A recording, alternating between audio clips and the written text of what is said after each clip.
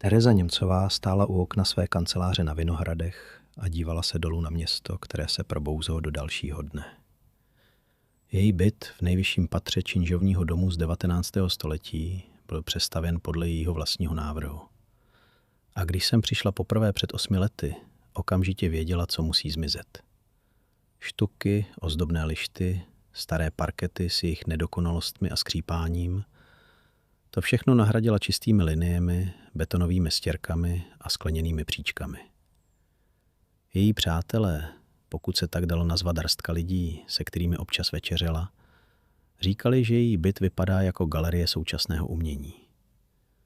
Tereza to považovala za kompliment, i když v jejich hlasech někdy zachytila něco jiného. Možná údiv smíchaný s lehkým znepokojením. Jakoby se ptali, jak může někdo žít v prostoru tak dokonale sterilním. Její ložnice měřila přesně 24 metrů čtverečních. Postel stála přesně uprostřed, čelo směřovalo na sever a z celého pokoje na vás dýchala symetrie tak přísná, že byste mohli změřit vzdálenosti od stěn a našli byste odchylku maximálně v řádu milimetrů.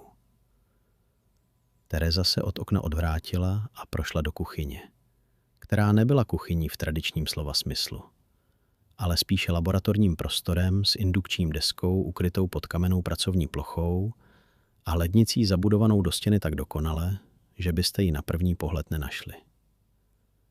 Připravila si zelenou kávu, kterou pila každé ráno ve stejnou hodinu, protože rutina byla základem všeho, co dělala.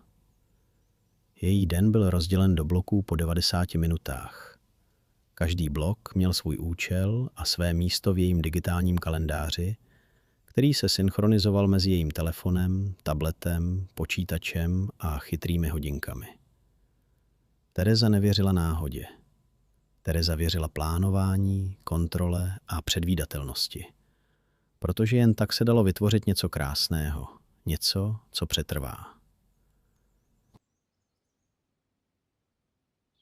Její portfolio na webu ukazovalo tucty realizovaných projektů, od soukromých zahrad v pražských vilových čtvrtích přes střešní terasy luxusních bytových domů až po vstupní prostory korporátních sídel. A všechny měly něco společného. V každém z nich byla příroda zkrocena, podřízena geometrii, zasazena do betonových rámů a kovových konstrukcí, které jí jasně říkaly, kam až může růst a kde musí přestat. Její telefon zavibroval a na obrazovce se objevilo jméno, které čekala. Ondřej Malý. Předseda představenstva developerské společnosti, která stála za jedním z největších projektů roku. Tereza zvedla hovor a vyslechla si, co jí Ondřej říkal, i když většinu z toho už věděla z jejich předchozích schůzek. Šlo o veřejný park v Jižní Moravě na místě, kde kdysi bývalo kolchozní pole a které nyní patřilo obci hledající způsob, jak přitáhnout turisty a oživit umírající region. Developer získal zakázku od Evropské unie, měli prostředky na realizaci a hledali někoho, kdo by mohl vytvořit něco, o čem budou psát noviny. Ondřej řekl, že její jméno padlo jako první a jako jediné, protože její práce byla přesně tím, co potřebovali. Moderní, čistá, evropská. Tereza souhlasila, že se na místo pojede podívat a když zavěsila, ucítila v břiše něco, co by jiný člověk možná nazval vzrušením, ale co ona vnímala spíše jako lehké napětí. Signál, že se blíží něco významného. V dalších dnech procházela dokumenty, které jí developer poslal. Mapy, geodetická měření, historické záznamy o využití půdy, fotografie pořízené dronem. Pole měřilo téměř 15 hektarů a leželo mírně na kopci, odkud byl výhled na vzdálené vinice a na vesnici, která se krčila v údolí jako stádo ovcí hledajících stín. Tereza si v duchu už začínala představovat, co by tam mohlo vzniknout. Síť betonových cest vedoucích do středu, kde by stála fontána s řízeným vodním prvkem, geometrické záhony s nízkými živými ploty, lavičky z korténu, veřejné osvětlení napojené na solární panely ukryté v zemi. Všechno by bylo chytré, propojené, měřitelné. Senzory v půdě by sledovaly vlhkost. Aplikace by návštěvníkům říkala, které rostliny právě kvetou, a celý park by se dal ovládat z jejího počítače v Praze. Příroda jako stroj, který funguje přesně tak, jak má, bez překvapení, bez chaosu. Tereza měla 35 let a na svůj věk vypadala mladší, což přičítala striktní péči o sebe, pravidelnému spánku a absenci stresu, který by jiní lidé možná pociťovali, ale který ona eliminovala důsledným plánováním.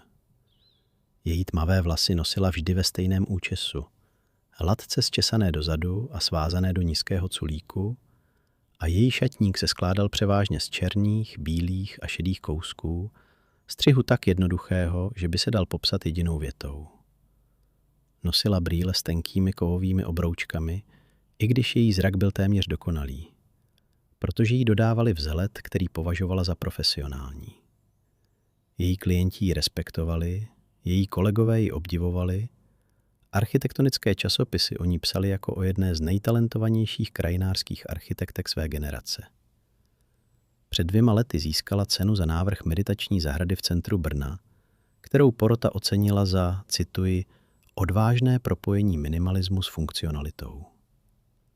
Tereza měla cenu vystavenou na poličce ve své kanceláři, ale když se na ní dívala, necítila nic zvláštního.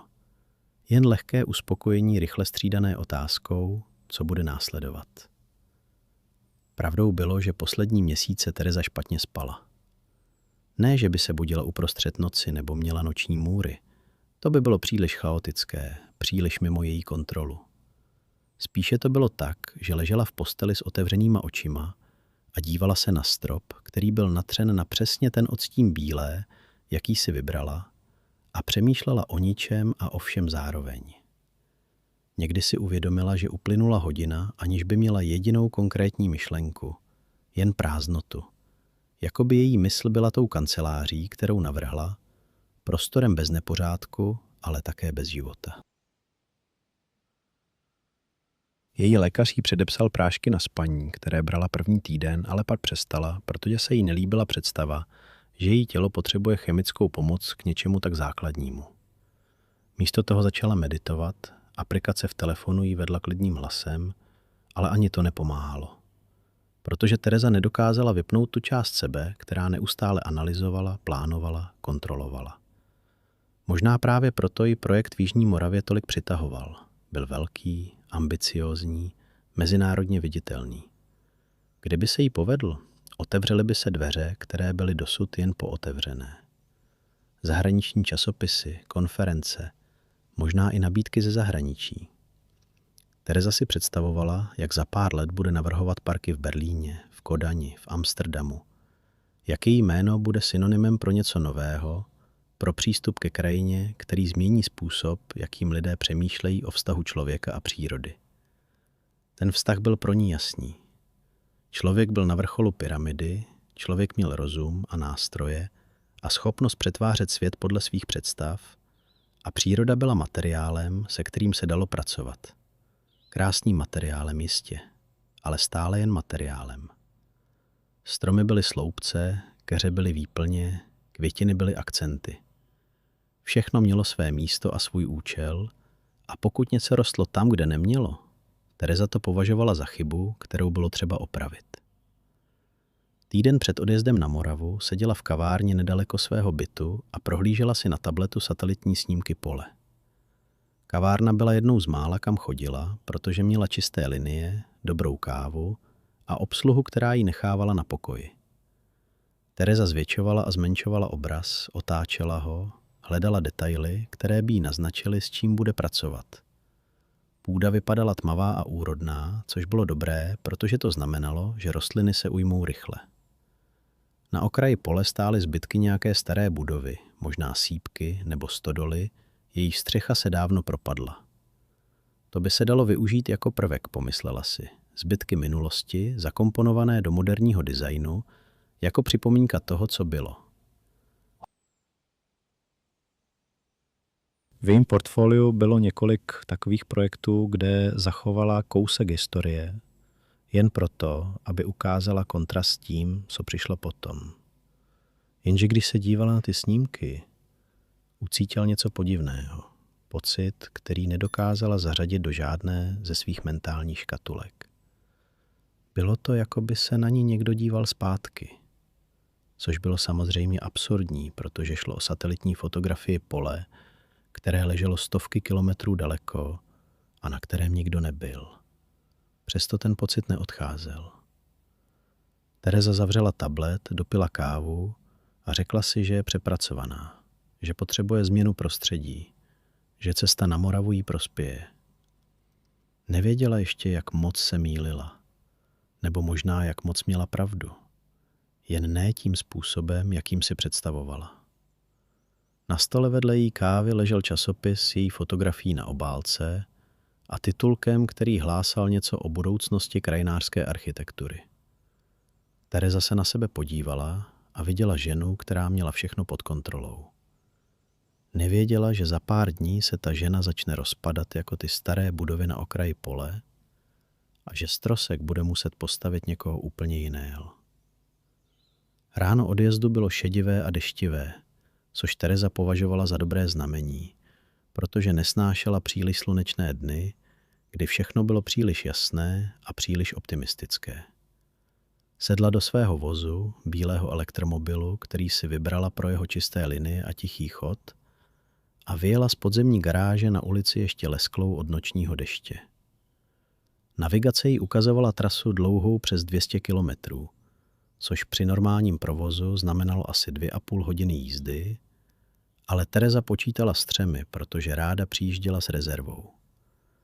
Její zavazadla byla zbalena den předem a obsahovala přesně to, co potřebovala. Nic víc, nic míň. 2 kufry, jeden s oblečením na týden, druhý s pracovním vybavením. Notebook, tablet, přenosnou tiskárnu na plány, dron pro letecké snímky, laserový měřič vzdáleností, vzorkovník materiálů. Všechno mělo své místo v kufrech s organizéry, které si nechala vyrobit na míru. Praha za ní mizela v mlze. Nejdřív centrum s jeho věžemi a střechami, pak předměstí s paneláky a průmyslovými zónami a nakonec i ty poslední zbytky města ustoupily polím a lesům. Tereza poslouchala podcast o urbanismu. Hlas v reproduktorech mluvil o tom, jak města budoucnosti budou integrovat zeleň způsobem, který překoná tradiční rozdělení na přírodní a umělé. Souhlasila s většinou toho, co slyšela, a některé myšlenky jí připadaly naivní. Zvláště ty o tom, že bychom měli nechat přírodu, aby si sama určovala, kde poroste. To bylo podle ní receptem na chaos, na nepořádek, na prostory, které by nebyly ani městem, ani přírodou, jen změtí bez jasné identity. Její filozofie byla jiná. Příroda potřebovala vedení.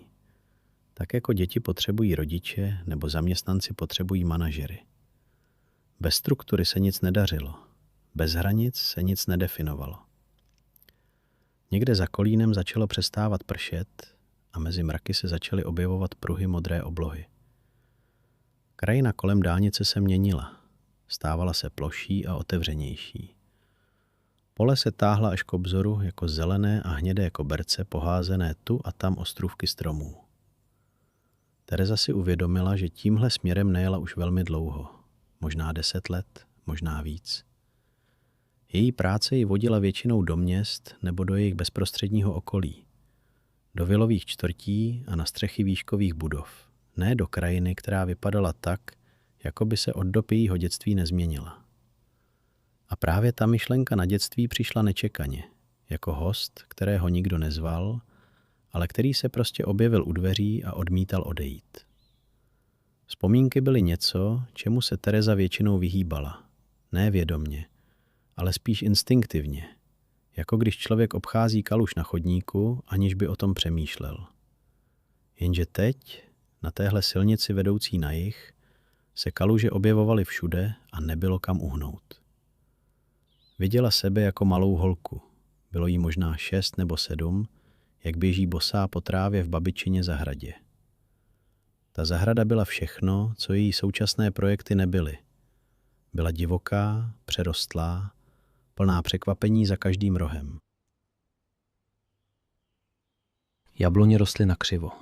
Jejich větve se proplétaly jako ruce starých přátel a pod nimi kvetly květiny, jejichž jména Tereza dávno zapomněla, ale jejichž vůni si stále pamatovala.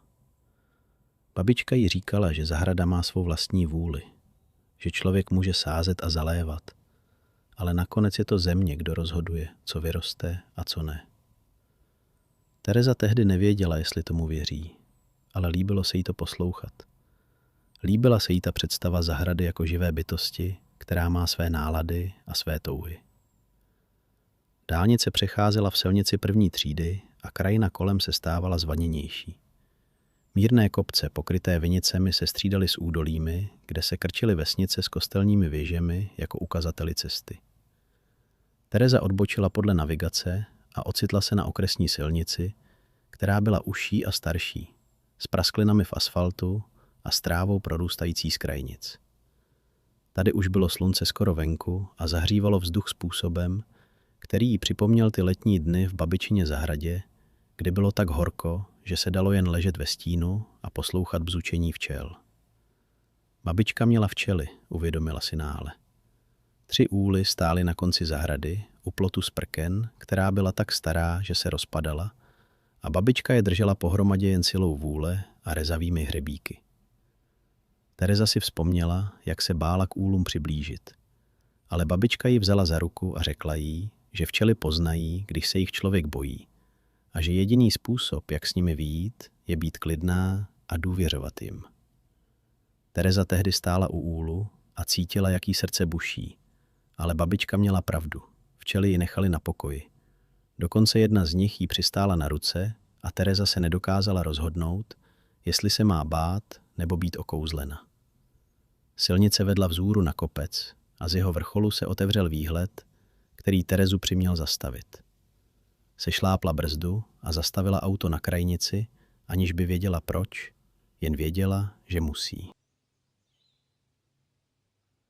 Před ní se rozprostírala krajina, která vypadala jako obraz. Pole různých odstínů zelené a zlaté, vesnice rozházené jako hrací kostky a nad tím vším obloha tak modrá, že to skoro bolelo. Tereza vystoupila z auta a udělala pár kroků do trávy u silnice. Vzduch voněl jinak než v Praze. Voněl senem a zemí a něčím sladkým. Možná květinami, které kvetly někde v dáli. Stála tam a dívala se a nevěděla, co cítí. Jen věděla, že je to něco, co necítila už velmi dlouho. Potom nastoupila zpět do auta a pokračovala v cestě. Navigace hlásila, že do cíle zbývá 15 minut a Tereza se soustředila na silnici, která se teď vinula mezi poli a občas procházela malými vesnicemi, kde potkala více slepic než lidí. Vesnice, do které mířila, se jmenovala Dolní Věstonice, což bylo jméno, které jí něco říkalo, i když si nemohla vzpomenout odkud. Teprve když projela kolem tabule hlásící archeologickou lokalitu, uvědomila si, že to je místo, kde našli tu slavnou sošku, tu věstonickou Venuši, o které se učila ve škole. Bylo zvláštní přemýšlet o tom, že tady, v této krajině, žili lidé před desítkami tisíc let, lovili mamuty a vyráběli sošky z hlíny, a že ta stejná země teď měla nést její moderní park s betonovými cestami a chytrými senzory. Starosta vesnice se jmenoval pan Horáček a byl to muž kolem 60 s tvářemi ošlehanými sluncem a rukama, které vypadaly, jako by celý život pracovali venku. Čekal na ní u obecního úřadu, malé budovy, která vypadala, jako by pamatovala první republiku a možná i pamatovala. Podali si ruce a pan Horáček jí nabídl kávu, kterou odmítla, a vodu, kterou přijela. Seděli v jeho kanceláři, která byla přesným opakem její kanceláře v Praze, plná papírů a složek a starých fotografií na stěnách, a pan Horáček jí vyprávěl o projektu. Říkal, že vesnice potřebuje něco, co přitáhne lidi, protože mladí odcházejí do měst a ti, co zůstávají, stárnou. Park by mohl být tím impulzem, tou jiskrou, která by obec oživila. Tereza poslouchala a kývala, protože tohle všechno už věděla z dokumentů, ale nechávala ho mluvit, protože se naučila, že klienti potřebují být slyšeni, i když neříkají nic nového. Potom ji vzal na pole. Jeli jeho starým autem, které hlasitě rachotilo a páchlo benzínem, a Tereza se snažila nemyslet na to, jak moc se to liší od jejího tichého elektromobilu. Pole leželo asi 2 kilometry za vesnicí, na mírném svahu směřujícím k jihu, a když tam dorazili, slunce už stálo vysoko a zahřívalo vzduch způsobem, který byl téměř hmatatelný. Tereza vystoupila z auta a poprvé se podívala na místo, které měla proměnit. Bylo větší, než čekala, a jiné. Na satelitních snímcích to vypadalo jako prázdná plocha, ale ve skutečnosti to prázdné nebylo. Tráva dorůstala do výšky kolen, tu a tam se tyčily keře, které nikdo nestříhal, a na okraji pole stály ty zbytky staré budovy, které viděla na fotografiích, jen ve skutečnosti vypadaly větší a nějak důstojnější, jako pomník něčemu, co bylo a už není. Pan Horáček stál vedle ní a ukazoval rukou na různé části pole, vysvětloval, kde bývaly cesty a kde stávaly další budovy, které už dávno zmizely. Mluvil o tom, jak tady za komunismu pracovali desítky lidí, jak pole rodilo pšenici a kukuřici, jak kombajny jezdily od rána do večera v době žní. Tereza ho poslouchala jen napůl, protože její pozornost byla jinde. Měla podivný pocit, který nedokázala vysvětlit. Pocit, že pole na ní nějak reaguje, že si jí je vědomo. Což bylo samozřejmě hloupé, protože pole bylo jen kus země porostlý trávou, nemohlo mít vědomí ani záměry. Přesto ten pocit neodcházel. Bylo to jako být pozorována někým, koho nevidíte, ale jehož přítomnost cítíte jako mravenčení na kůži. Pan Horáček jí vyprávěl historii pole, ale pak se zarazil a jeho hlas se změnil, stal se tišším a vážnějším. Řekl, že by jí měl na něco upozornit, i když ví, že to bude znít divně. Řekl, že místní lidé se poli v poledne vyhýbají. Ne, že by tam byl nějaký zákaz nebo něco takového, jen tradice, zvyk, který se předává z generace na generaci. Tereza se zeptala proč a pan Horáček pokrčil rameny. Řekl, že babičky vyprávěly příběhy o ženě, která se v poledne zjevuje na polích, o polednici, která trestá ty, kdo pracují, když slunce stojí nejvýš. Tereza se skoro usmála, protože to znělo jako pohádka pro děti. Jako něco, čemu žádný rozumný dospělý nemůže věřit. Ale pan Horáček se neusmál. Řekl jí, že on sám nikdy nic neviděl, ale že zná lidi, kteří viděli a že není důvod jim nevěřit. Potom se podíval na hodinky a řekl, že by měli jít, že je skoro poledne a že jí ještě chce ukázat místo, kde bude bydlet.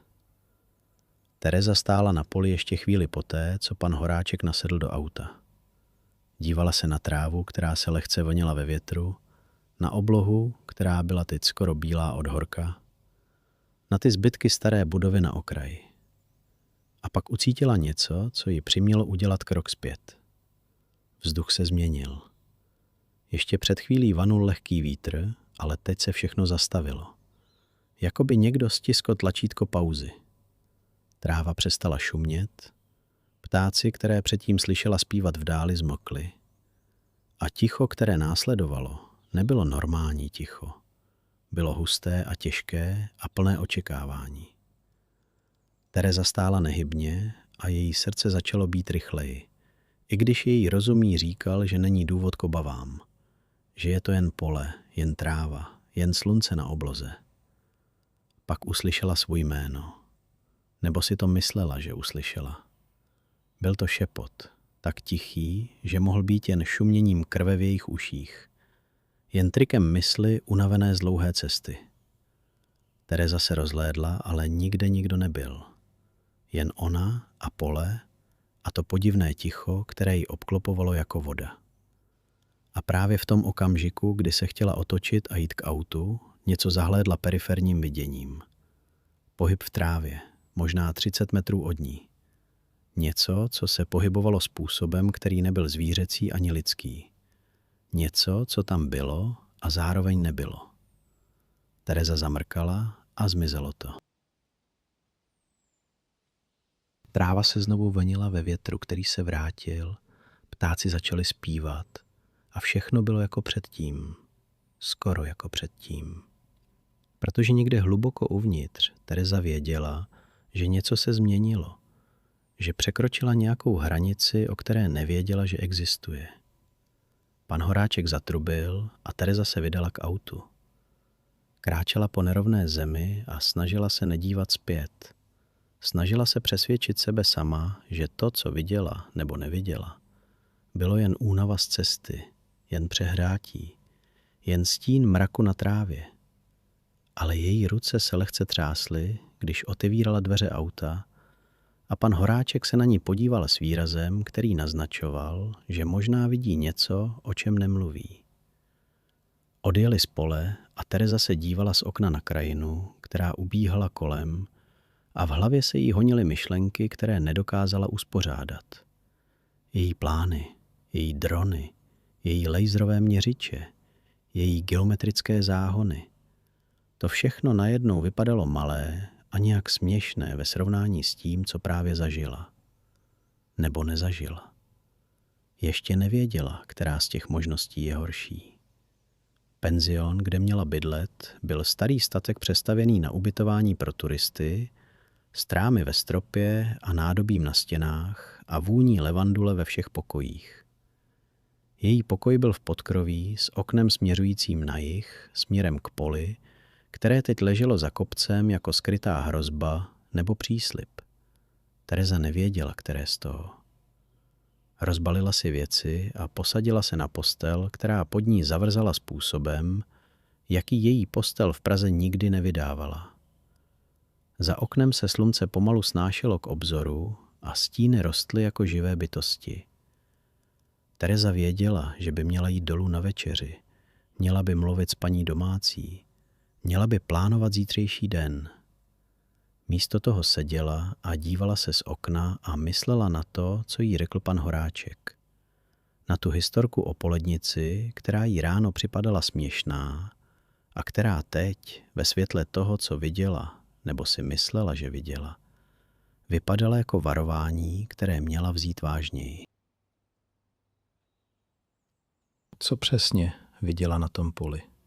A co to znamená pro její projekt, pro její kariéru, pro její pečlivě vystavěný svět kontroly a předvídatelnosti? Tereza nevěděla odpovědi na tyto otázky, ale věděla jedno. Zítra se na pole vrátí a tentokrát bude připravená. Nebo si to aspoň myslela. Ráno přišlo příliš brzy a příliš jasně.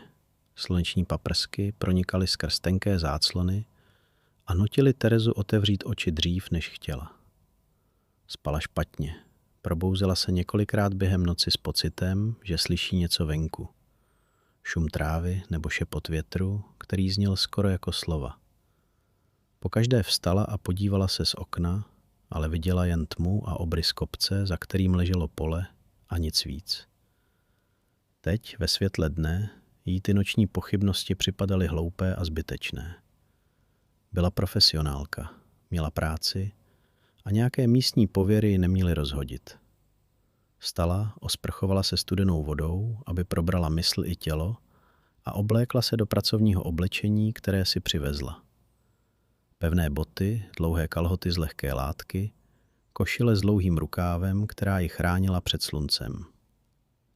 Na hlavu si dala kšiltovku s logem architektonické firmy, se kterou spolupracovala, a na nos sluneční brýle. Vypadala jako někdo, kdo ví, co dělá, a právě takový dojem chtěla vyvolat. Snídaně v penzionu byla vydatná a venkovská. Vejce, slanina, čerstvý chléb a domácí marmeláda, kterou paní domácí vyráběla z ovoce ze své zahrady. Tereza jedla rychle a mechanicky, protože její mysl už byla na poli. Už plánovala, co udělá jako první, jak rozmístí měřící body, odkud pošle dron na první průzkumný let. Paní domácí se jí zeptala, jestli jí chutná, a Tereza přikývla a řekla něco zdvořilého, ale ve skutečnosti sotva vnímala, co jí.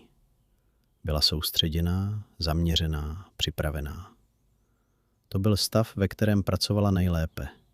Stav, kdy všechno ostatní ustoupilo do pozadí a zůstala jen ona a její úkol. Na pole dorazila krátce po 8 hodině raní. Vzduch byl ještě svěží, ale slunce už stoupalo a slibovalo další horký den. Tereza zaparkovala auto na kraji pole, tam, kde začínala nezpevněná cesta vedoucí ke zbytku staré budovy, a začala vykládat vybavení. Její systém práce byl propracovaný a osvědčený. Používala ho na každém projektu a nikdy ji nesklamal. Nejdřív přišel průzkum, pak měření, pak analýza dat a teprve na konci návrh. Většina lidí chtěla přeskočit rovnou k návrhu, chtěla vidět obrázky a vizualizace.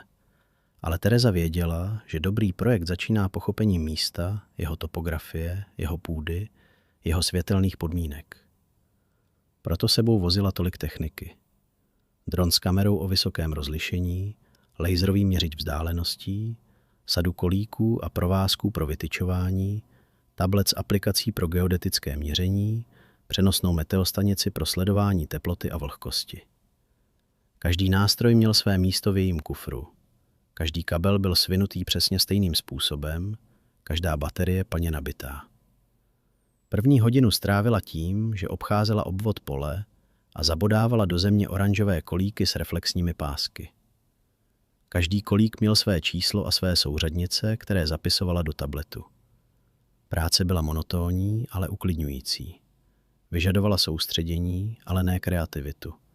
A Tereza při ní dokázala vypnout tu část mysli, která ji v noci nenechala spát.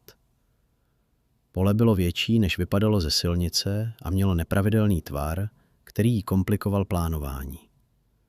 Na severní straně se terén zvedal k lesíku, na jižní klesal k malému potoku, který teď v létě sotva proudil, spíš stál v kalužích mezi kameny.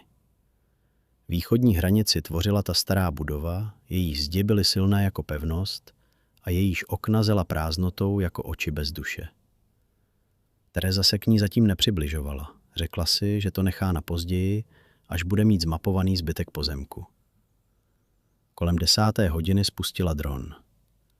Malý stroj s 4 rotory se vznesl do vzduchu s bzučením, které Tereze připomínalo ty včely v babičině zahradě, a začal kroužit nad polem v předem naprogramovaných obrazcích. Tereza sledovala na tabletu obrazy jeho kamery. Viděla pole z ptačí perspektivy. Viděla vzory v trávě, které ze země nebyly patrné. Viděla stíny stromů na okraji a tmavší skonu uprostřed, kde byla zřejmě půda vlhčí nebo jinak složená. Všechno si zaznamenávala, všechno analyzovala. Všechno zařazovala do kategorií. Tohle byla její práce. Tohle uměla lépe než kdokoliv jiný a právě proto ji sem pozvali. Dron dokončil svůj program a vrátil se k ní, aby přistál na malé podložce, kterou rozložila na zemi. Tereza ho vypnula, vyměnila baterii a poslala ho na druhý let. Tentokrát níž, aby získala detailnější záběry vegetace. Zatímco čekala, vytáhla laserový měřič a začala zaznamenávat vzdálenosti mezi kolíky, které předtím zasadila. Čísla jí říkala příběh pozemku, jeho rozměry a proporce, a v její hlavě už se začínaly formovat první obrysy návrhu. Viděla hlavní cestu, která by vedla od vstupu ke středu pole, kde by stálo centrální náměstí s fontánou. Viděla vedlejší cesty, paprskovitě se rozbíhající do všech směrů. Viděla záhony s okrasnými trávami, geometricky uspořádané. Viděla lavičky z korténu a osvětlení zabudované do země. Bylo to krásné, čisté, moderní. Bylo to přesně to, co klient chtěl a co ona uměla dodat. Slunce stoupalo výš a vzduch se začínal chvět teplem. Tereza si sundala kšiltovku a otřela si čelo, které bylo mokré od potu. Měla by si dát přestávku, napít se, schovat se do stínu na chvíli. Ale práce ji pohlcovala a nechtěla přerušit proud myšlenek, který jí proudil hlavou. Její laserový měřič pípnul, signalizoval dokončení dalšího měření a ona zapsala číslo do tabletu. 87 metrů a 42 centimetrů. Přesnost byla důležitá. Přesnost byla základ všeho. V jejím světě neexistovaly přibližné hodnoty nebo odhady. Existovala jen fakta a čísla a měření, která se dala ověřit a zopakovat. Proto její projekty fungovaly, proto vyhrávala ceny, proto ji klienti platili sumy, o kterých se jiným krajinářským architektům ani nesnilo. Dron se vrátil z druhého letu a Tereza ho opět přistála. Podívala se na hodinky a uviděla, že je téměř 11. Čas ubíhal rychleji, než si uvědomovala, a ona ještě nebyla ani v polovině plánované práce. Rozhodla se, že si dá krátkou přestávku, napije se vody a sní energetickou tyčinku, kterou měla v kapse. Posadila se na jeden z betonových bloků, které ležely u staré budovy, možná kdysi sloužily jako základy nějakého stroje, a dívala se na pole, které se před ní rozprostíralo jako plátno čekající na malíře. Bylo podivné, jak moc se tohle místo lišilo od míst, kde obvykle pracovala. V Praze a jiných městech byla krajina už 1000krát přetvořena lidskýma rukama. Každý metr čtvereční měl svou historii zásahů a úprav. A její práce byla jen dalším článkem řetězu. Tady to bylo jiné. Tady měla pocit, že sahá na něco staršího. Něco, co tu bylo dávno před kolchozy a dávno před vesnicemi. Něco, co se táhlo zpět do časů, kdy tady lovili mamuty ti lidé, kteří vyráběli věstonické sošky. Ta myšlenka ji znepokojovala způsobem, který nedokázala pojmenovat. Byla zvyklá pracovat s prostorem jako s prázdnou stránkou, ale tato stránka nebyla prázdná. Byla popsaná písmem, které neuměla přečíst. Tereza zavrtěla hlavou, jako by chtěla setřást ty myšlenky jako mouchu, a vstala, aby pokračovala v práci. Ještě potřebovala vytyčit hlavní osy návrhu, ty linie, podle kterých se bude orientovat celý projekt. Vzala kolíky a provázek a začala měřit od středu pole směrem k okrajům.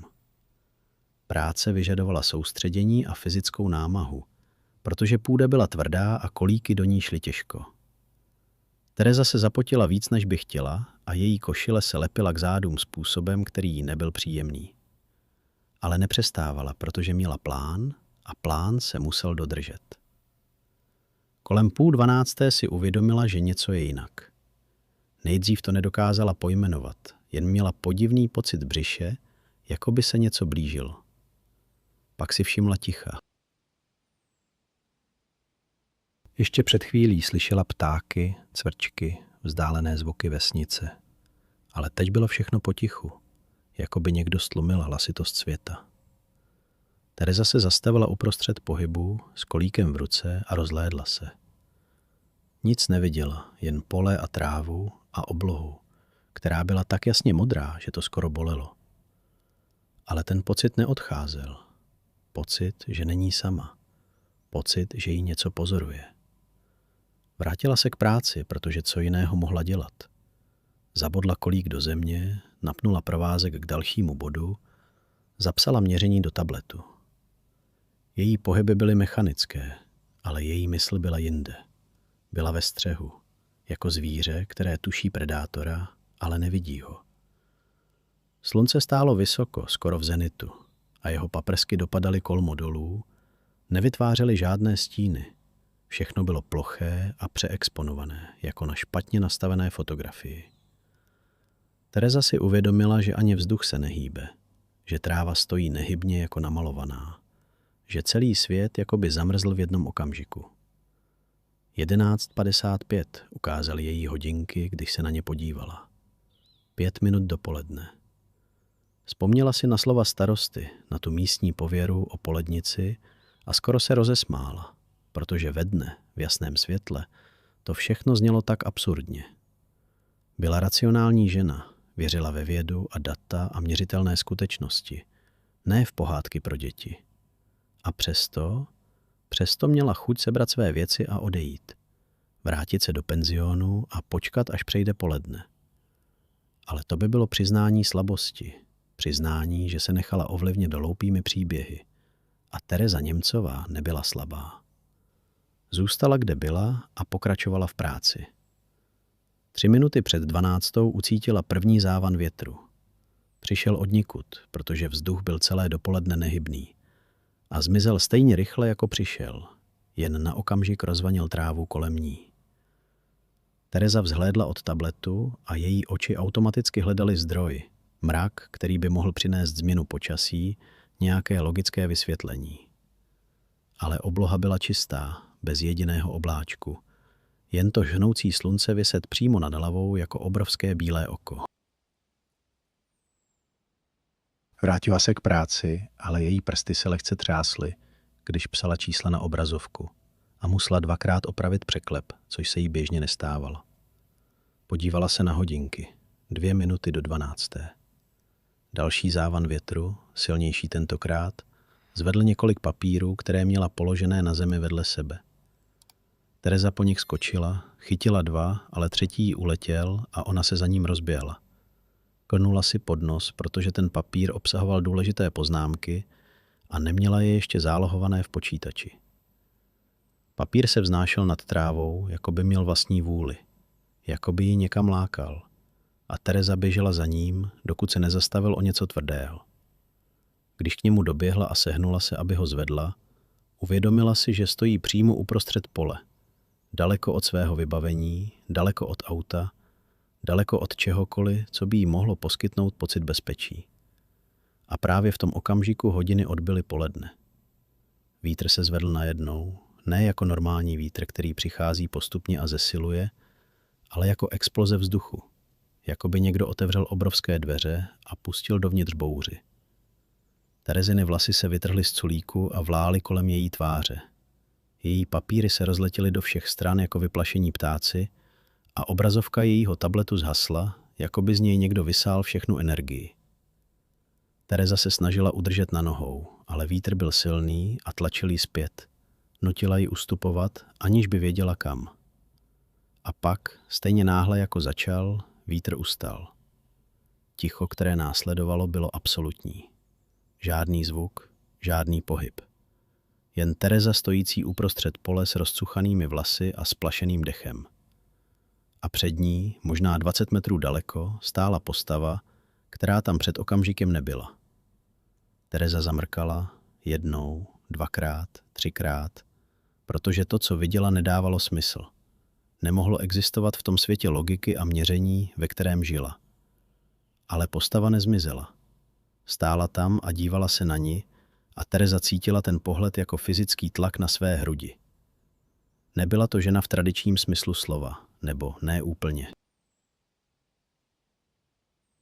Její obrysy byly rozmazané, jako by ji viděli skrz horký vzduch, stoupající z rozpáleného asfaltu, a její tělo se zdálo být utkané ze světla a stínů a něčeho, co připomínalo zlaté obilné klasy.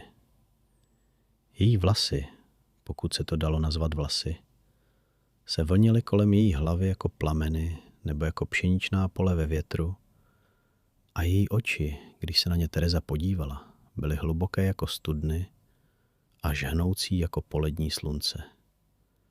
Byla krásná a děsivá zároveň. Starší než cokoliv, co Tereza kdy viděla, a přesto nadčasová, jako by existovala mimo běžný tok věcí.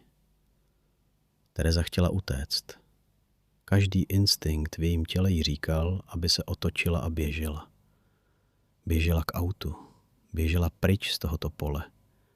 Běžela zpět do svého světa skla a betonu a měřitelných skutečností. Ale její nohy ji neposlouchaly. Stála jako přimražená k zemi, jako by její boty zapustily kořeny do té tvrdé moravské půdy a nemohla se pohnout ani o centimetr.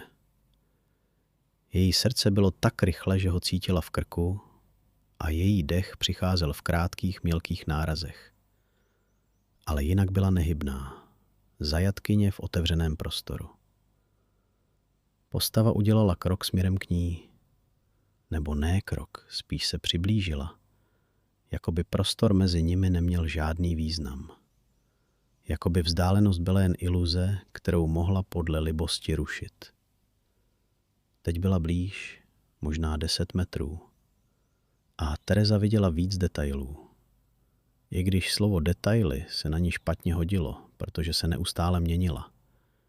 Její rysy plynuly a přetvářely se jako vzory v ohni nebo ve vodě. Ale oči zůstávaly stejné. Ty hluboké, žhnoucí oči, které se dívaly přímo na Terezu a skrz Terezu a někam za ní.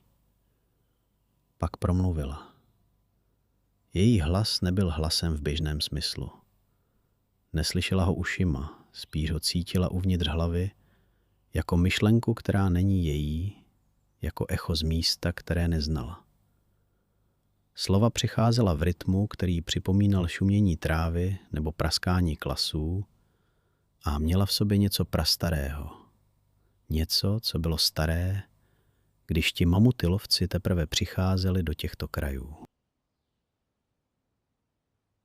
Přišla si spoutat divoké, řekl ten hlas.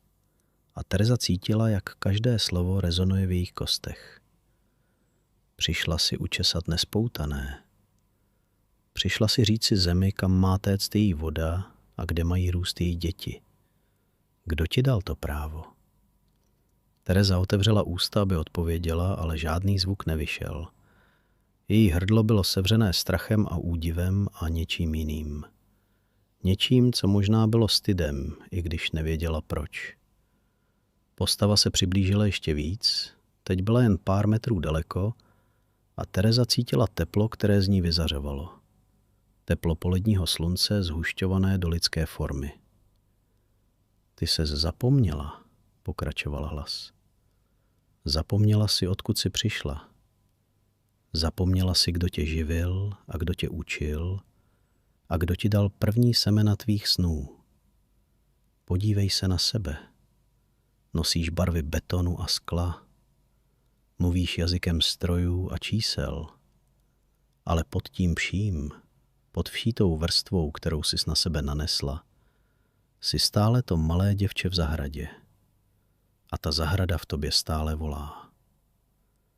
Tereza cítila, jak jí po tvářích stékají slzy, i když nevěděla, kdy začala plakat. Bylo to něco, co jí připadalo vzdálené, jako by plakalo její tělo samo o sobě, zatímco její mysl jen přihlížela. Postava stála před ní, tak blízko, že mohla natáhnout ruku a dotknout se jí. Kdyby mohla pohnout rukou, ale nemohla. Stále byla nehybná, stále zajatá v tom podivném stavu mezi bděním a snem. Tvé výkresy, řekl hlas. A najednou si Tereza uvědomila, že její papíry leží rozházené po celém poli. Ty pečlivé plány a měření, do kterých vložila tolik práce. Tvé lasery a tvé stroje. Myslíš, že tohle je způsob, jak rozumět zemi? Myslíš, že můžeš změřit to, co je změřitelné, a tak pochopit celek? Země není problém k vyřešení. Země je příběh k vyslyšení. A ty si zapomněla poslouchat. Tereza chtěla protestovat, chtěla říct, že její metody fungují, že její projekty jsou úspěšné, že klienti jsou spokojeni a kritici píší chválu. Ale když otevřela ústa, vyšel z nich jen tichý sten. Jakoby její argumenty ztratily všechnu svou sílu tváří v tvář této bytosti, která byla starší než všechny knihy a všechny školy a všechny ceny, které kdy vyhrála. Podívej se, řekl hlas. A Tereza ucítila, jak se její hlava otáčí, i když to nedělala ona. Jakoby jí nějaká síla nutila dívat se směrem, který nevolila. A uviděla pole jinak, než ho viděla předtím. Viděla ho ne jako prázdnou plochu čekající na její návrh, ale jako živou entitu, jako síť vztahů a procesů a cyklů, které probíhaly tisíce let předtím, než se narodila, a budou probíhat tisíce let poté, co odejde. Viděla kořeny v zemi, jak si hledají cestu k vodě. Viděla hmyz, jak přináší pyl z květu na květ. Viděla ptáky, kteří létali tam a zpět a nesli semena na nová místa. Viděla smrt a znovuzrození, rozklad a růst. Chaos, který nebyl chaosem, ale řádem tak složitým, že ho žádný lidský plán nemohl obsáhnout. Tohle je to, co chceš zničit, řekl hlas. Ne zlomyslně, ne ze zlé vůle. Prostě proto, že nevidíš. Prostě proto, že ses naučila dívat se očima, které hledají linie a úhly a čísla, místo očima, které vidí život. Tereza cítila, jak se něco v ní láme.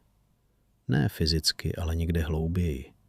V těch vrstvách, které si nanesla za léta práce a úspěchu a budování identity jako profesionálky, jako odbornice, jako člověka, který ví, co dělá. Pod těmi vrstvami bylo něco měkčího, něco zranitelnějšího. Něco, co si pamatovalo babičinu zahradu a vůni jablek a bzučení včel v horkém letním dni. A to něco teď vystupovalo na povrch jako pramen, který si našel cestu skálou. Já nevím, řekla Tereza. A tentokrát hlas vyšel, slabý a třesoucí se, ale vyšel. Nevím, jak jinak. To je začátek, řekl hlas. A v tom nic, co v něm bylo, se možná objevilo něco měkčího. Něco, co by mohlo být soucitem nebo porozuměním. Přiznat, že nevíš. Přiznat, že tvé způsoby nejsou jediné způsoby. Přiznat, že jsi ztracená a potřebuješ najít cestu. Postava začala ustupovat, nebo spíš bledla. Její obrysy se stávaly průsvitnějšími, jako by se rozpouštěla ve světle, ze kterého přišla. Tereza cítila, jak se uvolňuje to sevření, které ji drželo na místě. Jak se její tělo stává znovu jejím, ale nepohnula se, protože nevěděla, jestli by ji nohy udržely. Vrať se zítra v poledne, řekl hlas, který už byl tišší, jako echo vzdalující se bouřky. Máš otázky, na které musíš odpovědět. Otázky o sobě. Otázky o tom, co jsi ztratila a proč. Budu tu čekat. A pak byla pryč. Prostě pryč, jako by tam nikdy nebyla. Jako by celý ten rozhovor byl jen halucinací vyvolanou horkem a únavou a přepracováním. Ale Tereza věděla, že to halucinace nebyla. Věděla to, protože její papíry stále ležely rozházené po poli, protože její tablet stále nefungoval, protože její tváře byly stále mokré od slz a její nohy se stále třásly jako po těžké nemoci. Zůstala stát uprostřed pole dlouho poté, co postava zmizela. Slunce se pomalu posouvalo po obloze a stíny začínaly znovu růst a ptáci se pomalu vraceli a začínali zpívat, jako by se nic nestalo. Jako by svět pokračoval dál bez ohledu na to, co právě zažila. Tereza se pomalu sehnula a začala sbírat své papíry, jeden po druhém. A její ruce se stále třásly, ale méně než předtím. Její mysl byla prázdná, jako by ji někdo vymazal. Jako by všechny ty myšlenky a plány a strategie, které běžně vyplňovaly každý okamžik, prostě zmizely. Když konečně došla ke svému autu, bylo skoro 2 hodiny odpoledne. Sedla za volant, ale nezavřela motor. Jen seděla a dívala se na pole skrz přední sklo a snažila se pochopit, co se právě stalo.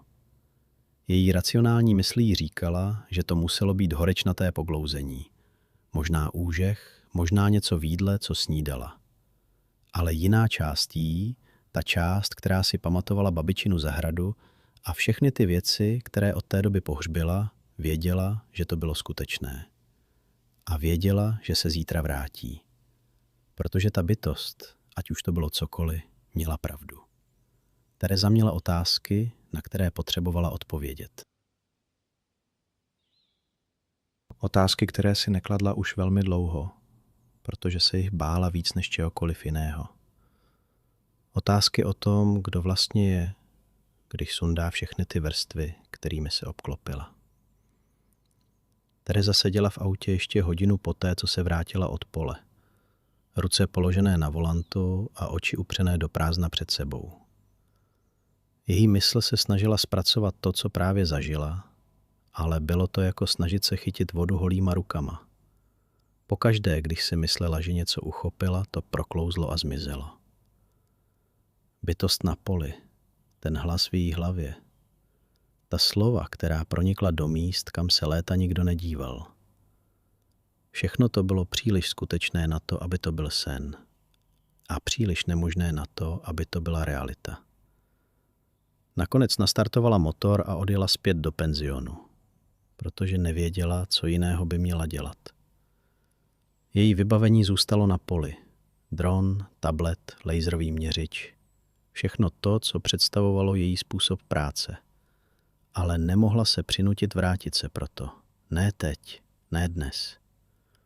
Paní domácí ji pozdravila ve dveřích s úsměvem, který okamžitě zbledl, když uviděla Terezinu tvář. Zeptala se, jestli je všechno v pořádku, a Tereza přikývla a řekla něco o přehrátí. O tom, že si potřebuje odpočinout.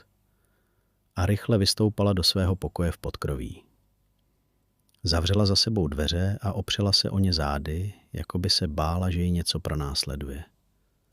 I když věděla, že nic takového není. Její srdce stále bylo rychleji než obvykle a její dech byl mělký a nepravidelný. Došla k posteli a posadila se na její okraj. A teprve tehdy si uvědomila, že stále drží v ruce jeden z těch papírů, které pozbírala na poli.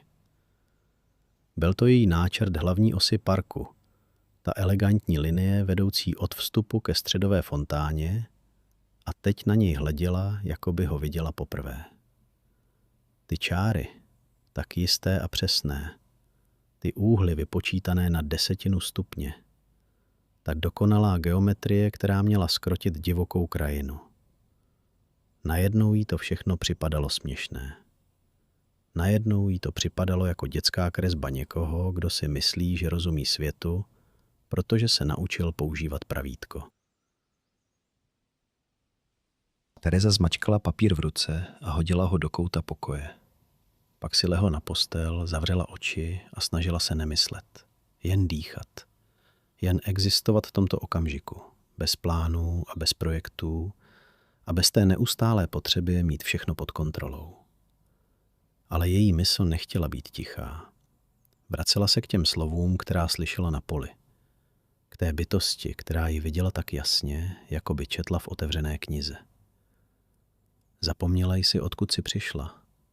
Zapomněla jsi, kdo tě živil a kdo tě učil. Ta slova rezonovala v její hlavě jako ozvěna v prázdném pokoji a čím víc se je snažila odehnat, tím hlasitěji zněla.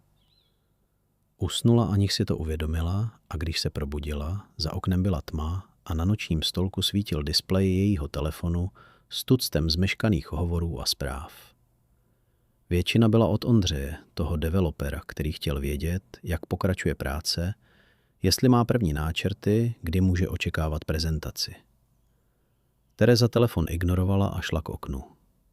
Měsíc visel nízko nad obzorem, skoro plný, a jeho světlo zalévalo krajinu stříbřitou září. Někde tam venku, za kopcem, leželo to pole a na tom poli bylo její vybavení a možná tam byla i ta bytost, ta polednice, jak ji nazval starosta. I když Tereza pochybovala, že něco tak prastarého může mít tak prostý název. Vrať se zítra v poledne, řekla jí ta bytost. Máš otázky, na které musíš odpovědět. Tereza se zamyslela nad těmi slovy. Otázky, na které musí odpovědět. Jaké otázky? A proč by měla odpovídat něčemu, co se zjevilo z ničeho uprostřed pole? Její racionální mysl stále bojovala, stále hledala vysvětlení, úžeh, halucinace, nějaký druh záchvatu způsobený stresem. Ale ta druhá část jí, ta část, která plakala na poli bez toho, aby věděla proč, ta část věděla, že se zítra vrátí. Věděla, že nemá na výběr. Noc byla dlouhá a neklidná. Tereza ležela v posteli a dívala se na strop, na ty staré trámy, které nesly střechu nad její hlavou, a myslela na věci, na které nemyslela roky. Babiččina zahrada. Ta slova, která jí ta bytost řekla, jí tam vrátila do toho místa, které si tak pečlivě zamkla v nejhlubším koutě své paměti. Babička se jmenovala Marie, ale všichni jí říkali Maruška. A byla to žena, která celý život strávila v té malé vesnici na okraji Vysočiny, v domě, který postavil její dědeček vlastníma rukama. Její zahrada nebyla velká, možná 0,5 hektaru, ale pro malou Terezu to byl celý svět. Jabloně a hrušně, záhony zeleniny, které se měnily s ročními obdobími, keře rybízu a angreštu, které dozrávaly v létě, a jejich plody babička proměňovala v marmelády a šťávy. A všude kolem květiny, ne vysázené v řadách nebo vzorech, ale rostoucí tam, kde se jim zachtělo. Jakoby zahrada měla vlastní vůli a babička byla jen její pomocnicí. Tereza si vzpomněla, jak jí babička vyprávěla o rostlinách, jako by to byli přátelé nebo sousedé. Tahle lípa, říkala, ji zasadil tvůj pradědeček v roce, kdy se narodila tvá maminka a od té doby roste a roste a jednou, až tu nebudeme, bude tu pořád ona a bude si pamatovat. Tereza tehdy nevěděla, co si má o těch slovech myslet, ale líbilo se jí, jak babička mluvila. Ten tichý hlas plný úcty k věcem, které rostou a kvetou a nesou plody. Babička nikdy nepoužívala chemii, nikdy netlačila rostliny, aby dělali něco, co nechtěli. Jen sázela a zalévala a čekala. A zahrada jí za to odměňovala hojností, která se zdála téměř zázračná. Tereza zavřela oči a viděla tu zahradu tak jasně, jako by tam stála právě teď. Cítila vůni sekaného sena a zralých jablek. Slyšela bzučení včel a vzdálené kokrhání kohouta ze sousedovy farmy. Byla tam šťastná, uvědomila si s údivem, který ji skoro bolel. Byla tam šťastná způsobem, jakým už dávno nebyla nikde jinde. Ne proto, že by něco dosáhla nebo něco vyhrála, ale prostě proto, že tam byla. Součást toho místa a té chvíle a té staré ženy, která ji milovala bez podmínek. Co se stalo s tou zahradou? Tereza věděla odpověď, ale nechávala ji přicházet pomalu, jako by jí to mohlo méně bolet. Babička odešla, když jí bylo 12. Tiše a pokojně, ve spánku, jak říkali dospělí, i když Tereza nikdy nevěděla, jestli je to pravda nebo jen útěcha. Po jejím odchodu se dům prodal, protože nikdo z rodiny nechtěl žít v malé vesnici daleko od všeho. A noví majitelé, mladý pár z města, měli jiné plány. Tereza si pamatovala den, kdy přijeli buldozery. Bylo to několik měsíců po prodeji a její rodiče nevěděli, že tam pojede. Prostě nasedla na autobus sama, protože chtěla naposledy vidět to místo, které tolik milovala. Ale když přijela, bylo už pozdě. Jabloně ležely vyvrácené jako padlí vojáci. Záhony byly rozryté pásy strojů a ta stará lípa, ta, kterou zasadil její pradědeček, byla řezána na kusy a nakládána na korbu nákladního auta. Tereza stála za plotem a dívala se a plakala a nikdo si ji nevšímal, protože pro ně to byla jen práce, jen další kus země, který se měnil v něco jiného. Od té doby se tam nikdy nevrátila. A od té doby, uvědomila si náhle, začala navrhovat zahrady tak, jak je navrhovala. Kontrolované, geometrické, bezpečné. Zahrady, které nemohly zradit, protože neměly duši. Zahrady, které nemohly odejít, protože nikdy nebyly doopravdy živé. Byla to ochrana, pochopila teď, ležíc v posteli v tom moravském penzionu. Ochrana před bolestí ztráty. Pokud nic nemilovala, nemohlo jí to zranit. Pokud všechno kontrolovala, nemohlo jí to překvapit. A tak se stala tou ženou, kterou byla teď, profesionálkou bez vášně, expertkou bez radosti, člověkem, který měl všechno pod kontrolou a přitom neměl nic, na čem by skutečně záleželo. Slzy jí tekly po tvářích, ale tentokrát je nechala téct. Nezastavovala je, neanalyzovala je. Jen je přijímala jako součást toho, co se právě dělo.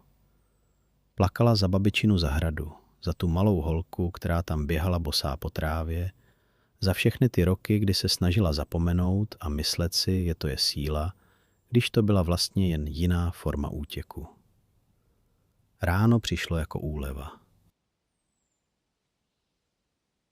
Tereza vstala s očima opuchlýma od pláče, ale s podivným pocitem lehkosti, jako by něco těžkého spadlo z jejich ramen. Osprchovala se, oblékla se a sešla dolů na snídani, i když neměla hlad. Paní domácí se na ní dívala s obavami, ale neřekla nic. Jen jí nalila silnou kávu a položila před ní talíř s čerstvým pečivem. Tereza seděla u okna a dívala se ven, na zahradu penzionu, která byla taková, jaké zahrady bývaly v jejím dětství. Trochu divoká, trochu neuspořádaná, ale plná života a barev. Motýl přistál na květu levandule a Tereza ho sledovala, jak pomalu otevírá a zavírá křídla a uvědomila si, že tohle je krása, kterou její projekty nikdy neměly. Krása nepředvídatelnosti. Krása chaosu, který není chaosem, ale jen jiným druhem řádu. Blížilo se poledne, Tereza vstala od stolu, poděkovala paní domácí a vyšla ven. Její auto stálo na dvoře, ale ona ho míjela a vydala se pěšky, protože cesta na pole trvala jen 20 minut a ona potřebovala ten čas, aby se připravila. Připravila na co? Nevěděla přesně. Na konfrontaci, na otázky, o kterých ta bytost mluvila, na pravdu o sobě, kterou léta odmítala vidět. Pole vypadalo jinak než včera, nebo možná to byla ona, kdo se díval jinýma očima. Tráva se vlnila ve větru jako zelené vlny a na jejich stéblech seděly vážky s křídly jako z barevného skla. Tereza prošla kolem svého vybavení, které stále leželo tam, kde ho včera nechala, a pokračovala ke středu pole, tam, kde ji včera zastihlo to zvláštní ticho. Bylo skoro 12, slunce stálo vysoko, ale vzduch se ještě nehýbal, ptáci ještě zpívali, svět ještě fungoval normálně. A pak se to stalo znovu. Ticho jako závoj spadající přes krajinu. Nehybnost jako zadržený dech. A z toho ticha vykročila ta bytost, stejná jako včera a přece jiná. Její obrysy jasnější, její přítomnost silnější, jako by věděla, že tentokrát Tereza neutíká. Vrátila ses, řekl ten hlas v její hlavě. Tereza přikývla, protože slova se jí vzpříčila v hrdle. Vrátila se, i když její rozum jí říkal, že je to šílenství. Vrátila se, protože ta druhá část jí, ta část, která plakala celou noc, věděla, že musí. Bytost se přiblížila a tentokrát Tereza necítila strach, jen zvědavost a podivnou anticipaci. Máš otázky, řekla bytost. 7 otázek. Na každou musíš odpovědět pravdivě. Lži tady nemají místo. Tereza polkla a přikývla. Byla připravená, nebo si to aspoň myslela. První otázka, řekl hlas. Kdy jsi naposledy udělala něco jen proto, že si to chtěla, ne proto, že si to musela? Tereza otevřela ústa, aby odpověděla, ale pak se zarazila. Přemýšlela. Její dny byly plné úkolů a povinností, schůzek a termínů, projektů a prezentací. Kdy naposledy udělala něco jen tak, bez plánu, bez účelu? Nevěděla. Nemohla si vzpomenout. A to ticho, které následovalo, její neschopnost odpovědět, bylo hlasitější než jakákoliv slova. Druhá otázka. Čeho se bojíš víc než čehokoliv jiného na světě? Tereza věděla odpověď okamžitě, ale trvalo jí dlouho, než ji dokázala vyslovit. Chaosu, řekla nakonec, ale pak zavrtěla hlavou. Ne, to není celá pravda. Bojím se ztráty. Bojím se milovat něco, co mi může být vzato. Bojím se, že když něco budu mít doopravdy ráda, přijdu o to, jako jsem přišla o babičinu zahradu. Bytost přikývla, nebo udělala něco, co vypadalo jako přikývnutí, její obrysy se zachvěly ve světle jako vlna na hladině. Třetí otázka. Proč jsi vybrala práci s rostlinami, když se jich vlastně bojíš? Tereza zamrkala, protože ta otázka jí překvapila. Nebojím se rostlin, chtěla říct, ale pak si uvědomila, že to není pravda. Bála se jich. Bála se jejich nepředvídatelnosti, jejich schopnosti růst a měnit se a umírat způsoby, které nemohla kontrolovat. Proto je svazovala do geometrických vzorů, proto je nutila do betonových rámů, proto z nich dělala něco jiného, něco bezpečného, něco, co nemohlo překvapit. Čtvrtá otázka. Co bys dělala, kdybys věděla, že nemůžeš selhat? Tereza se zamyslela. Kdyby nemohla selhat, kdyby neexistovaly žádné důsledky, žádné soudy, žádné hodnocení. Co by dělala? Odpověď přišla z místa, které dávno ignorovala. Tvořila bych zahrady jako babička, řekla. Divoké a živé a plné překvapení. Zahrady, které by měly vlastní vůli. Zahrady, které by nebyly moje, ale jejich vlastní. Pátá otázka. Koho si zklamala tím, že se stala tou, kým si? Tereza cítila, jak se jí svírá hrdlo. Věděla odpověď, ale bolela. Babičku, řekla nakonec. Sebe. Tu malou holku, která milovala tu divokou zahradu a sní o tom, že jednou vytvoří něco stejně krásného. 6. otázka. Co bys řekla té malé holce, kdyby si ji mohla vidět právě teď? Tereza cítila, jak se jí oči plní slzami. Řekla bych jí, že jí bylo ublíženo, řekla. Řekla bych jí, že to, co udělali s babičinou zahradou, bylo špatné. Řekla bych jí, že nemusela zavřít své srdce, že bolest je součást života, ale není důvod přestat milovat.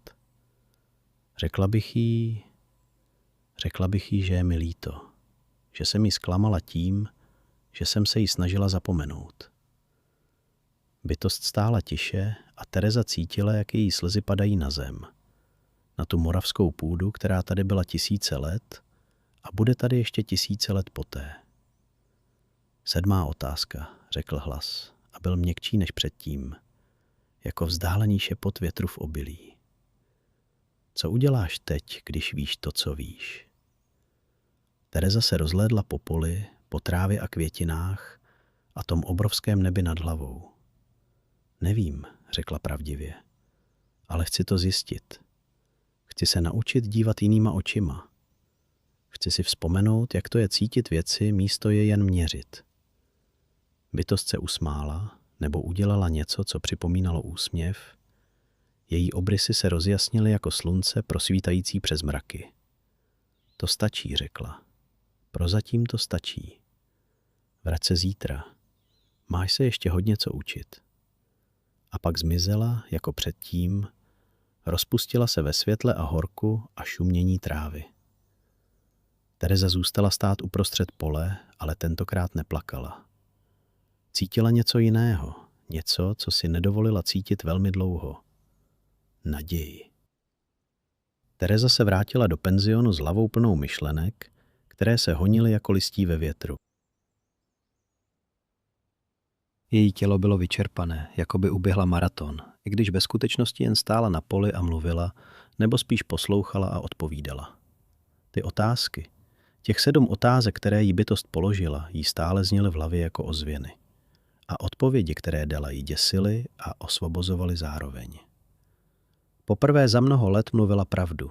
Ne tu pravdu, kterou říkala klientům a kolegům, tu vyleštěnou a profesionální verzi sebe sama, ale skutečnou pravdu, tu, která se skrývala pod všemi vrstvami, které na sebe navršila. Paní domácí jí nabídla oběd, ale Tereza odmítla. Říkala něco o nevolnosti a potřeby odpočinku a odešla do svého pokoje. Zavřela dveře a lehla si na postel, ale neusnula. Jen ležela a dívala se na strop, na ty staré trámy, které nesly střechu nad její hlavou. Její telefon vibroval neustále. Zprávy od Ondřeje, od kolegů, od redaktorky časopisu, která chtěla rozhovor o jejím novém projektu. Tereza telefon vypnula a položila ho obrazovkou dolů na noční stolek. Svět tam venku mohl počkat. Právě teď potřebovala být sama se svými myšlenkami, i když to bylo místo, kde se dlouho nezdržovala. Odpoledne ubíhalo pomalu, hodina za hodinou, a Tereza střídavě ležela a chodila po pokoji jako tygr v kleci. Její mysl se vracela stále k těm samým věcem. Babičina zahrada. Ten den, kdy přijeli buldozery. Všechna ta léta, kdy se snažila zapomenout a přitom nikdy nezapomněla. Jen pohřbila ty vzpomínky tak hluboko, že si myslela, že zmizely. Ale ony nezmizely.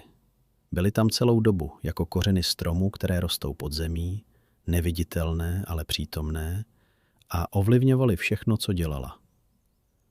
Začalo se stmívat a Tereza si uvědomila, že celý den nejedla. Její žaludek byl prázdný, ale neměla hlad, jen podivnou lehkost, jako by její tělo bylo méně hmotné než obvykle. Sešla dolů do jídelny, kde paní domácí právě servírovala večeře několika dalším hostům. Starší manželský pár z Vídně, kteří přijeli vidět archeologickou lokalitu. Tereza se posadila ke svému obvyklému stolu u okna a objednala si polévku, protože nevěděla, jestli zvládne něco víc. Polévka byla silná a teplá, voněla bylinkami ze zahrady a Tereza ji jedla pomalu, lžíci po lžíci, a přitom poslouchala rozhovor Rakušanů s paní domácí. Mluvili o historii tohoto kraje, o lovcích mamutů, kteří tady žili před 30 000 lety, o věstonické Venuši, o tom, jak si tito praví lidé představovali svět kolem sebe. Paní domácí říkala něco o tom, jak její babička věřila v polednice a vodníky a všechny ty bytosti, které žily v krajině, a jak dnes už nikdo ničemu nevěří, všechno je věda a rozum a měření. Tereza zamrzla z lžící na půl cesty k ústům. Její srdce začalo být rychleji, ale nedala na sobě nic znát. Jen poslouchala, jak paní domácí vypráví o starých zvicích, o tom, jak se lidé v poledne vyhýbali polím, jak v noci nezůstávali u vody, jak respektovali síly, které nechápali. Jeden z Rakušanů, ten muž, se zasmál a řekl něco o tom, jak jsou to krásné pohádky pro děti, ale že dnes už přece víme, jak svět funguje. Paní domácí přikývla, ale Tereza viděla v jejich očích něco jiného. Něco, co říkalo, že ona sama si tak jistá není.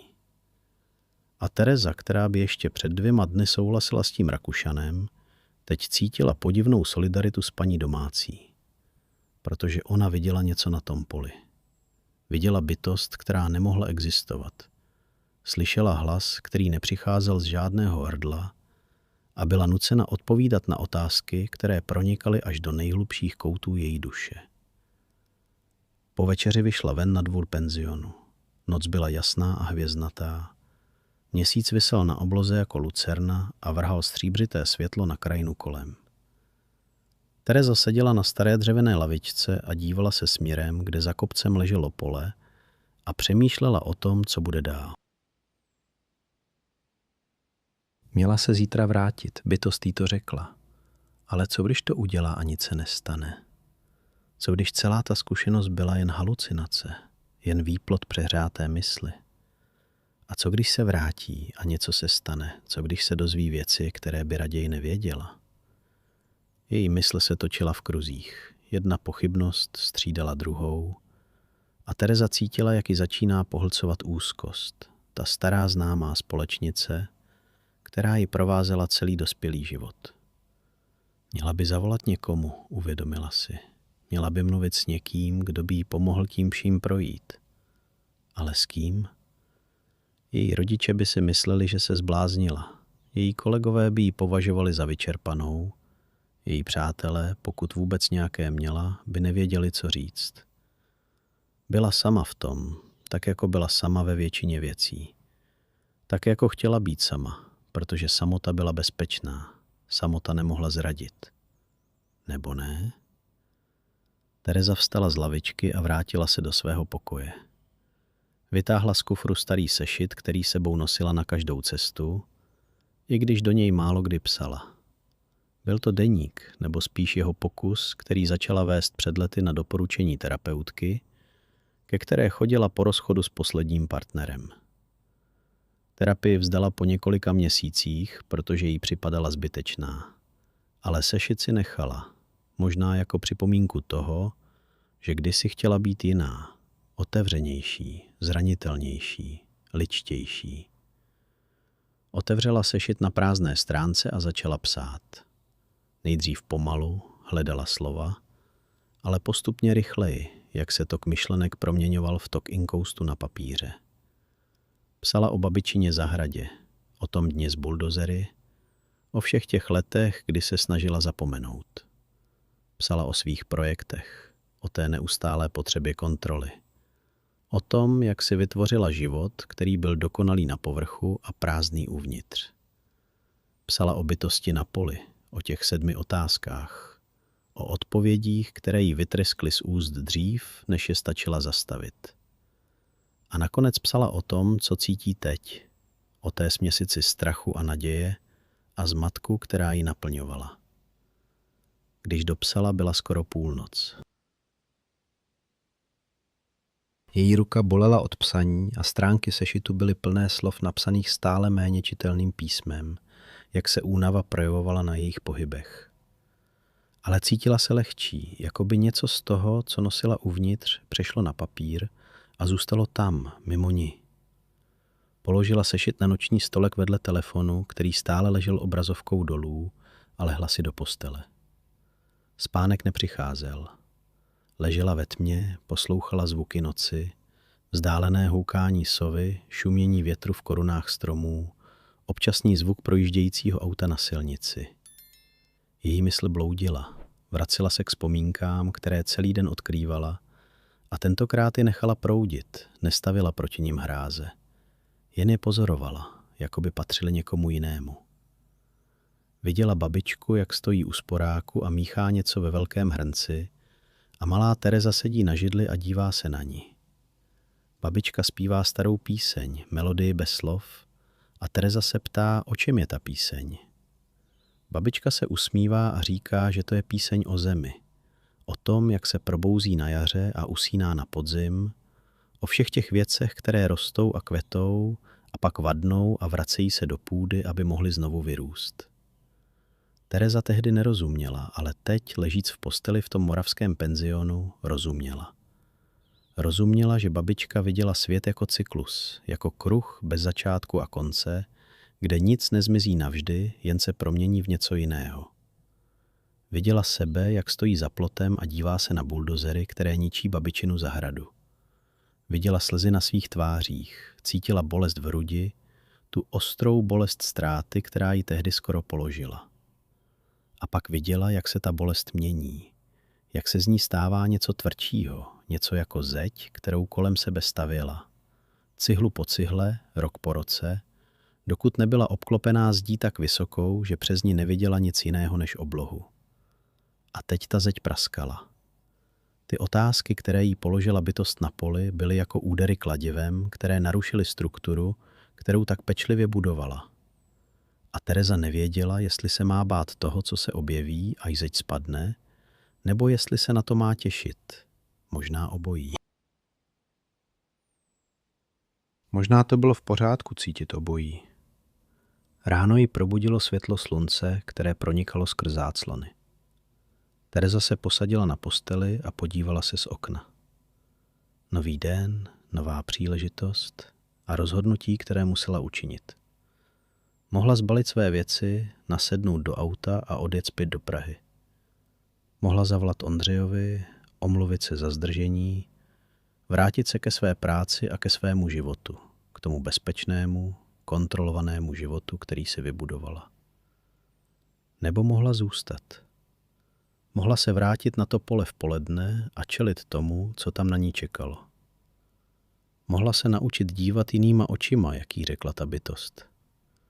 Mohla se pokusit najít tu malou holku, kterou kdysi byla, a říct jí, že je jí líto. Tereza vstala, umyla si obličej studenou vodou a podívala se do zrcadla. Žena, kterou tam viděla, vypadala unavená, s kruhy pod očima a vráskami, které si dříve nevšímala. Ale bylo v jejich očích něco nového, nějaký záblesk, který tam předtím nebyl. Možná odhodlání, možná zvědavost, možná jen naděje, ta křehká věc, kterou se tak dlouho bála cítit. Její rozhodnutí bylo učiněno, i když si to možná ještě plně neuvědomovala. Dnes se vrátí na pole. Dnes bude pokračovat v tom, co včera začalo. A cokoliv se stane, bude to lepší než ten prázdný, kontrolovaný život, který vedla dosud. Musí to být lepší, říkala si, protože horší to být nemůže. Nebo může? Tereza vyšla z penzionu krátce před 11. hodinou a vydala se k poli pěšky, protože potřebovala čas na přípravu. Vzduch byl teplý a vonil senem a bylinkami, které rostly podél cesty, a ona si uvědomovala každý krok, každý nádech, každý zvuk kolem sebe způsobem, jakým si to neuvědomovala už velmi dlouho. Její smysly byly zostřené, jako by se probudily z dlouhého spánku, a svět kolem ní vypadal jasněji, ostřeji, živěji. Možná to bylo tou bezesnou nocí, možná těmi otázkami, které jí bytost položila, možná prostě tím, že poprvé za mnoho let nechala své obrany spadnout a dovolila si cítit. Cesta vedla podél potoka, který se líně vinul krajinou, a Tereza si všímala věcí, které by dříve přehlédla. Motýl, který přistál na květu u cesty, Žába, která skočila do vody, když se přiblížila. Váška s křídly jako z barevného skla, která se vznášela nad hladinou. Všechno to byl život. Všude kolem ní pulzoval život a ona si uvědomila, jak málo z něj viděla, když se dívala jen na linie a úhly a čísla. Pole se před ní otevřelo jako zelené moře. Tráva se vlnila ve větru a slunce stálo vysoko na obloze. Tereza prošla kolem svého vybavení, které stále leželo tam, kde ho před 2 dny nechala, dran pokrytý raní rosou, tablet s vybitou baterií, laserový měřič zapadlý do trávy. Nedotkla se toho, jen kolem prošla a pokračovala ke středu pole, tam, kde ji bytost čekala. Její srdce bylo klidněji než včera, její dech byl pravidelný, její kroky jisté. Bála se stále, samozřejmě, že se bála, ale strach už nebyl tím, co ji ovládal. Byl jen jedním z mnoha pocitů, které cítila, a ona se rozhodla jít dál i přes něj. Slunce se blížilo k zenitu a vzduch začínal houstnout tím zvláštním způsobem, který Tereza už poznávala. Ptáci stichli, tráva se přestala hýbat, celý svět jakoby zadržel dech. A pak tam byla. Ta bytost z horka a světla a šepotu obilí, a její přítomnost naplnila prostor kolem Terezy jako teplá vlna. Tentokrát Tereza neutíkala, necouvala, jen stála a dívala se, a bytost se na ní dívala zpět a mezi nimi se rozprostíralo ticho, které nebylo prázdné, ale plné. Vrátila ses, řekla hlas v její hlavě. A nebyla to otázka, jen konstatování. Tereza přikývla. Vrátila se, protože jinak to nešlo. Vrátila se, protože ty otázky, které jí bytost položila, otevřely něco, co nedokázala znovu zavřít. Vrátila se, protože chtěla vědět víc, pochopit víc, být víc než ta prázdná schránka, kterou se stala. Bytost udělala pohyb, který mohl být gestem, mohl být pozváním. Sedni si, řekl hlas. Dnes nebudeme mluvit. Dnes budeš poslouchat. Tereza si sedla do trávy, nohy skřížené pod sebou, ruce položené na kolenou. Tráva ji obklopovala jako zelený koberec a stébla se jí dotýkala paží a šíje jako jemné prsty. Bytost nestála, nespočívala, prostě byla. Její přítomnost všude kolem jako vzduch nebo světlo. A Tereza poslouchala. Nevěděla, co má slyšet, ale snažila se uvolnit, otevřít své smysly, být přítomná způsobem, jakým nebývala nikdy předtím. Nejdřív neslyšela nic, jen ticho. To hluboké, husté ticho polední hodiny, kdy všechno živé hledá stín a odpočívá. Ale postupně, jako když se oči přizpůsobují tmě, začala slyšet více. Slyšela vlastní dech, pravidelný a pomalý. Slyšela tlukot svého srdce, ten stálý rytmus, který ji provázel celým životem. A pak, za těmito zvuky, které patřily jí, začala slyšet něco jiného. Šumění. Tak tiché, že to bylo spíš tušení než zvuk. Šumění země. Nevěděla, jak to jinak popsat. Bylo to, jako kdyby půda pod ní měla svůj vlastní hlas, svůj vlastní příběh, který vyprávěla každému, kdo byl ochoten naslouchat. Cítila pohyb hluboko dole, kořeny, které se táhly zemí jako pomalé řeky, žížaly a larvy a tisíce dalších tvorů, kteří žili svůj skrytý život pod povrchem. Cítila vodu, která proudila kamsi daleko.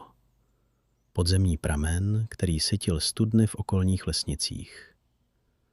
Cítila teplo, které slunce ukládalo do půdy, a chlad, který stoupal z hlubin. Byla to symfonie, kterou nikdy předtím neslyšela, protože nikdy předtím neposlouchala.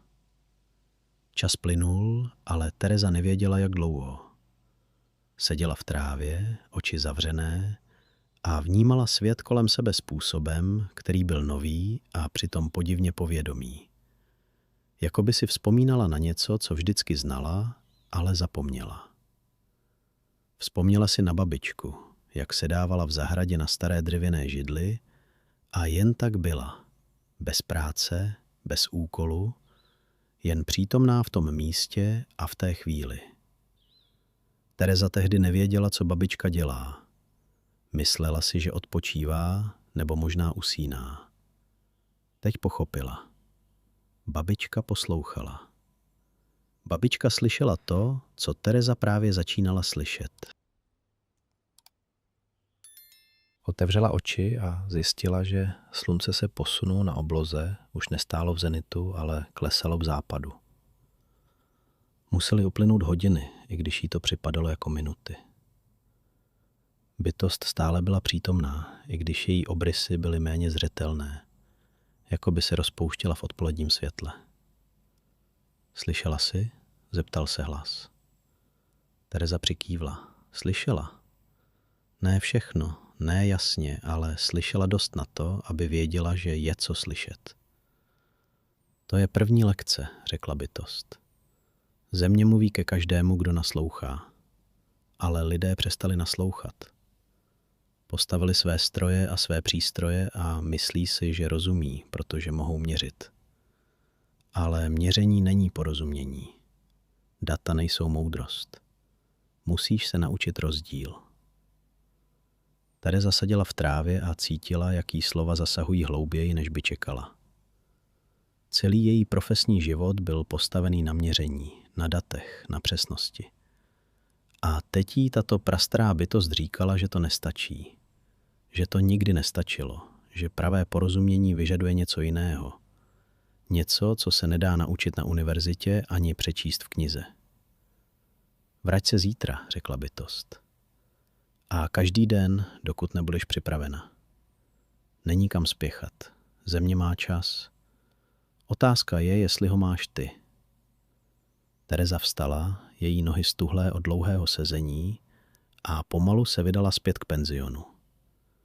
Za sebou nechala pole, které už nevypadalo jako prázdná plocha čekající na její návrh, ale jako živá bytost s vlastním příběhem a vlastní moudrostí. Její vybavení tam stále leželo, ale ona ho stále nechávala, protože věděla, že ho teď nepotřebuje. Možná ho nepotřebovala nikdy, jen si to nedokázala přiznat. Následující dny splývaly jeden do druhého jako vlny na pláži. Tereza přicházela na pole každé ráno a zůstávala až do odpoledne. Někdy seděla, někdy chodila, někdy jen ležela v trávě a dívala se na mraky, které pluly po obloze. Bytost se objevovala vždy v poledne. Někdy mluvila, častěji mlčela, ale její přítomnost byla vždy cítit, jako teplo slunce na kůži nebo vůně květin ve vzduchu. Tereza se učila věci, které se nedaly nazvat lekcemi v tradičním slova smyslu. Učila se pozorovat mravence, jak staví své stezky a chápat, že mají svou vlastní logiku, která není horší než její plány, jen jiná. Učila se sledovat, kam teče voda po dešti a vidět, že voda si vždycky najde cestu, i když jí člověk postaví do cesty betonové zdi. Učila se vnímat, jak rostliny reagují na světlo, jak se natáčejí ke slunci, jak otevírají a zavírají květy podle denní doby a rozumět, že mají svou vlastní inteligenci, i když není jako ta lidská. Její tělo se měnilo. Ne dramaticky, ne nápadně, ale měnilo se. Její kůže stmavla od slunce, i když nosila klobouk a používala krém. Její ruce, které byly vždy čisté a upravené, teď měly pod nehty hlínu, kterou nedokázala úplně vymýt. Její vlasy, které vždy nosila hladce zčesané, se začaly kudrnat od vlhkosti a ona je nechala, protože jí to přestalo vadit. Jedla víc než dřív. Chutnalo jí všechno, co paní domácí uvařila a jednoho dne si uvědomila, že poprvé za léta necítí ten neustálý lehký odpor k jídlu, který dříve provázel. Ale nejvíc se měnilo něco uvnitř. Ta zeď, kterou kolem sebe postavila po ztrátě babičiny zahrady, pomalu, kousek po kousku, padala. A pod ní se objevovalo něco, co tam bylo celou dobu, jen schované, potlačené, zapomenuté. Radost. Skutečná, nefiltrovaná radost z jednoduchých věcí. Z východu slunce, který barvil oblohu do růžova a oranžova. Z vůně čerstvě posečené trávy. Z doteku větru na tváři. Z pocitu hlíny mezi prsty, když se jednoho dne zhýbla a prostě ji vzala do ruky. Jen tak, bez důvodu. Jeden den, bylo to asi týden po jejím prvním setkání s bytostí, seděla na poli a dívala se na motýla, který přistál na květu přímo před ní. Byl to obyčejný běláskový motýl, nic vzácného, nic výjimečného. Ale ona ho sledovala s takovou pozorností, jako by to byl nejkrásnější tvor, jakého kdy viděla. A možná v tu chvíli byl. A najednou ucítila slzy, jaký stékají po tvářích, ne smutné slzy, ale slzy něčeho, co by se dalo nazvat vděčností, nebo možná úlevou, nebo prostě jen projevem toho, co cítila a co nedokázala vyjádřit slovy. Bytost byla ten den tišší než jindy, její přítomnost jemná jako sluneční paprsek procházející mraky. Ale Tereza cítila, že ji pozoruje, že vidí její slzy a že to schvaluje.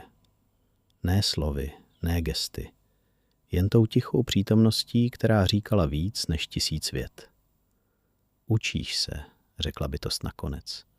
A její hlas zněl jako šum trávy a zpěv ptáků a bzučení včel dohromady. Učíš se být znovu tím, čím jsi vždycky byla. Učíš se vracet domů. Tereza nevěděla přesně, co to znamená, vracet se domů. Její byt v Praze, ten sterilní prostor plný skla a betonu, se jí zdál vzdálený jako jiná planeta.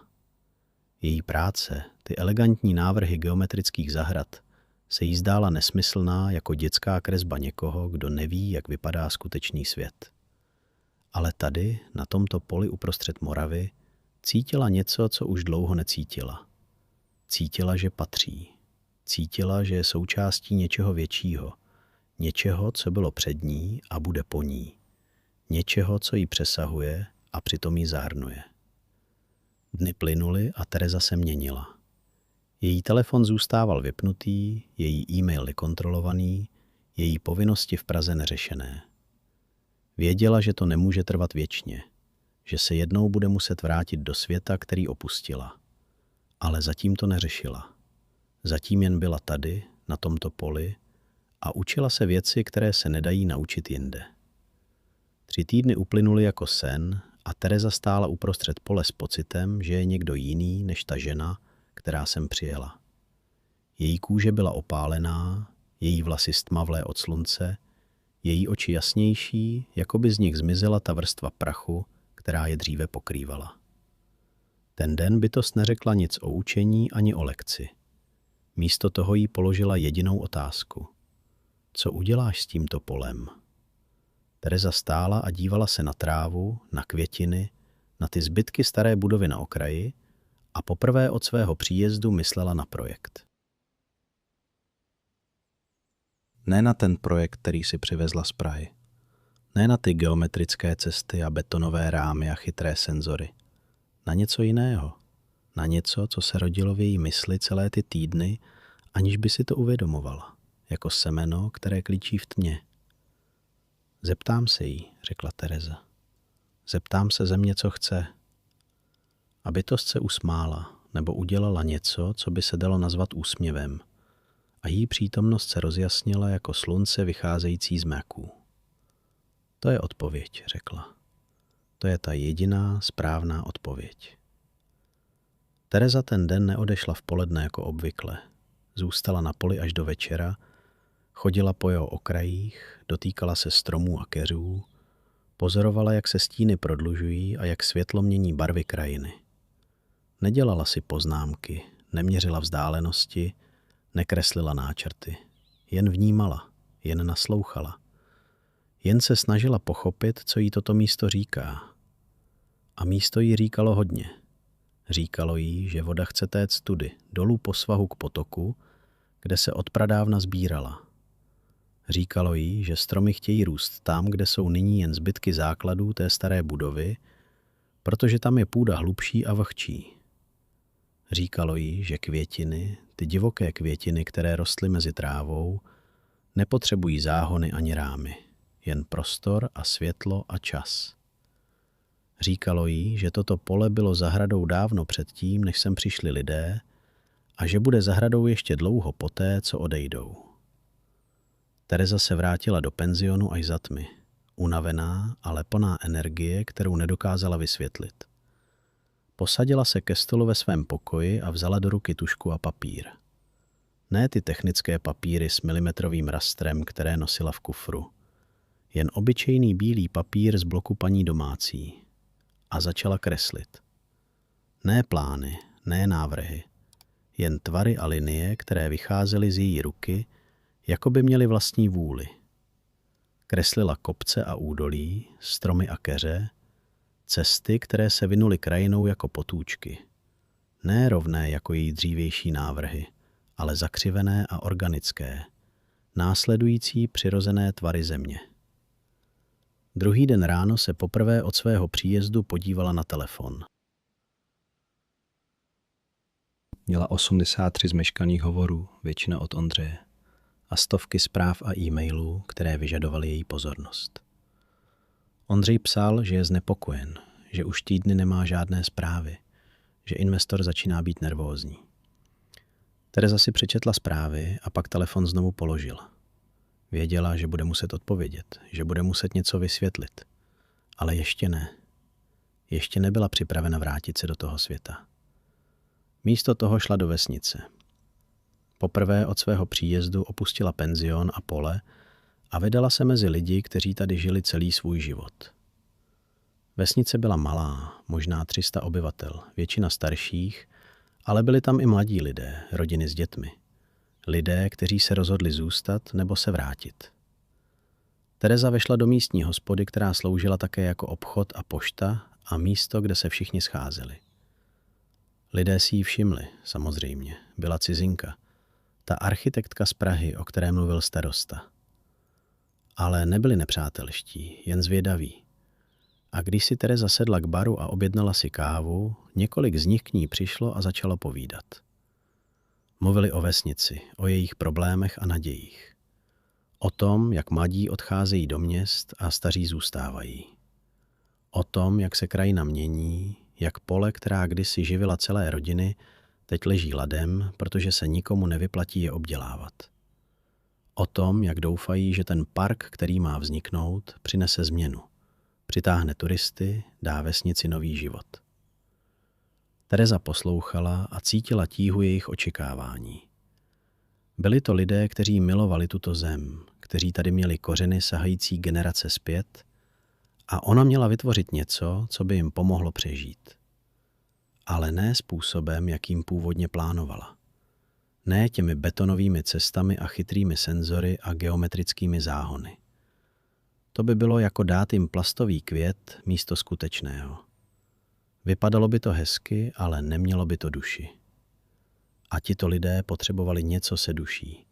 Něco, co by odráželo jejich vztah k zemi, jejich historii, jejich příběh. Jeden ze starších mužů, jmenoval se pan Kovář a celý život pracoval jako lesník, se jí zeptal, co vlastně plánuje. Tereza chvíli váhala, protože nevěděla, jak vysvětlit něco, co sama ještě plně nechápala. Pak řekla, že chce vytvořit zahradu, která by se projektovala sama.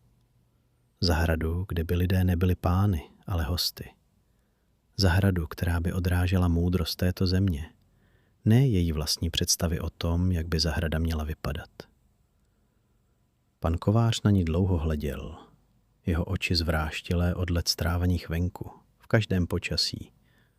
A pak pomalu přikývl. To zní, řekl, jako něco, co by moje babička schválila. Tereza se usmála, protože věděla, že to je ten nejvyšší možný kompliment. Následující dny Tereza trávila ve vesnici stejně jako na poli. Mluvila s lidmi, ptala se na jejich vzpomínky, na rostliny, které tady rostly od nepaměti, na zvyky a tradice, které se předávaly z generace na generaci. Stará paní Horáková, které bylo přes 90 a která si pamatovala časy před válkou, jí vyprávěla o bylinkách, které rostly na polích a které se sbíraly pro léčení a vaření.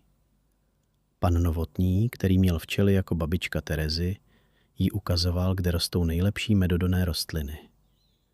Děti ze školy, kterých bylo jen 5, ale o to nadšenější, jí kreslili obrázky zvířat a ptáků, které viděli na poli a v okolních lesích. Tereza všechno zapisovala do sešitu, ne jako data ke zpracování, ale jako příběhy k zapamatování. Tito lidé měli vědomosti, které se nedaly najít v žádné knize. Zkušenosti předávané stovky let od rodičů k dětem.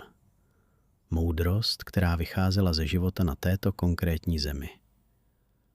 A ona chtěla, aby její projekt tuto moudrost zachoval a oslavil, ne nahradil. Pak přijel Ondřej. Přijel bez ohlášení, jeho lesklé černé auto zastavilo před penzionem jako vetřelec z jiného světa. Tereza právě seděla na zahradě a kreslila, když ho uviděla vystoupit. Jeho oblek kontrastoval s venkovským prostředím jako signál, že přišel problém. Ondřej vypadal unavený a podrážděný. A když ji uviděl, jeho výraz se změnil z úlevy na zmatení.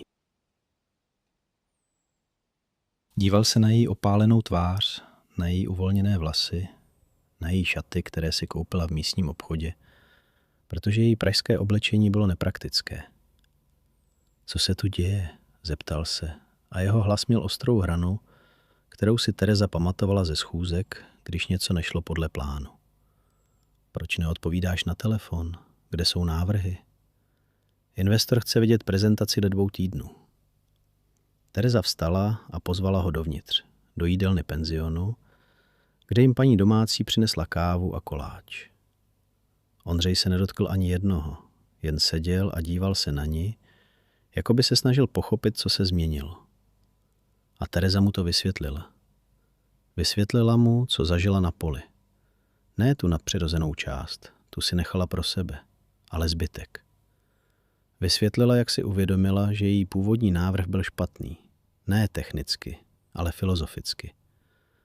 Vysvětlila, co se naučila od lidí ve vesnici, jakou moudrost mají a jak ji chce zachovat. Ondřej poslouchal s výrazem, který přecházel od zmatení přes netrpělivost k frustraci. Když domluvila, byl ticho dlouhou chvíli, jeho prsty bubnující na stůl v nepravidelném rytmu. Pak řekl, že tohle není to, co investor objednal. Že objednali moderní evropský park, ne nějakou hippie zahradu. Že mají rozpočet, harmonogram, očekávání. Že pokud Tereza nedodá to, co slíbila, bude muset najít někoho jiného. Tereza věděla, že tohle přijde. Věděla to celou dobu. Jen doufala, že bude mít víc času připravit se. Podívala se na Ondřeje, na jeho drahý oblek a jeho drahé hodinky a jeho výraz člověka, který je zvyklý dostávat, co chce. A pak řekla něco, co jí samotnou překvapilo. Řekla ne. Řekla, že nebude dělat projekt, který by zničil to, co na tomto místě existuje. Řekla, že má lepší nápad. Radikálně jiný, ale lepší. A řekla, že pokud Ondřej nechce, může si najít někoho jiného. Ondřej vstal, jeho tvář rudá vztekem. Řekl něco o kontraktech a penále a reputaci. Řekl, že Tereza právě ukončila svou kariéru. Řekl, že se o tom dozví všichni v oboru. A pak odešel. Jeho auto zvedlo oblak prachu na nespevněné cestě a Tereza zůstala sedět u stolu s pocitem, že právě spálila všechny mosty, které za sebou měla. Paní domácí přišla uklidit nádobí a podívala se na Terezu se starostlivým výrazem. Tereza se na ní usmála, i když ten úsměv byl trochu křehký. Všechno bude v pořádku, řekla a sama nevěděla, jestli tomu věří. Ale jedna věc byla jistá. Už nebylo cesty zpět. Teď musela jít jen dopředu, ať už to znamenalo cokoliv. 3 dny po Ondřejově odjezdu Tereza seděla v zahradě penzionu a dívala se na prázdný papír před sebou. Její kariéra, kterou budovala 15 let, ležela v troskách. Ondřej dodržel své hrozby. Volali jí kolegové a známí z oboru, někteří se soucitem, jiní s pobavenou zvědavostí a všichni s otázkami, na které neměla odpovědi, které by pochopili. Architektonický časopis, který měl přinést článek o jejím projektu, zrušil rozhovor. 2 další klienti, se kterými měla rozpracované zakázky v Praze, ukončili spolupráci s vágními omluvami o změně priorit. Tereza to všechno sledovala s podivným odstupem, jako by se to dělo někomu jinému, jako by ta žena, které se rozpadá profesní život, nebyla ona, ale vzdálená příbuzná, o které jen slyšela vyprávět. Zvláštní bylo, že necítila to, co by čekala. Necítila paniku, ani zoufalství, ani hněv. Cítila jen lehkost. Jako by ty věci, které ztrácela, byly ve skutečnosti závaží, která ji celou dobu táhla ke dnu a teď, když padala, mohla konečně volně dýchat. Její byt v Praze, ten dokonalý prostor plný skla a betonu, na který byla tak hrdá, teď vypadal jako vězení, ze kterého utekla. Její ceny a články a uznání kolegů vypadaly jako cetky, které sbírala místo něčeho skutečného. Její celý život, ten pečlivě naplánovaný a kontrolovaný život, vypadal jako maska, kterou nosila tak dlouho, že zapomněla, jak vypadá tvář pod ní. Paní domácí vyšla na zahradu s konvicí čaje a posadila se vedle ní. Byla to žena, která moc nemluvila, ale její přítomnost byla uklidňující. Jako by kolem sebe nesla bublinu ticha a míru. Nalila Tereze čaj do hrníčku s namalovanými květinami a chvíli seděli beze slov, jen poslouchali zvuky zahrady, bzučení včel a šumění listí a vzdálené krákorání vran. Pak paní domácí řekla něco, co Terezu překvapilo. Řekla, že ji její babička naučila, že někdy musí člověk všechno ztratit, aby našel to, na čem skutečně záleží. Tereza se na ní podívala a paní domácí pokračovala.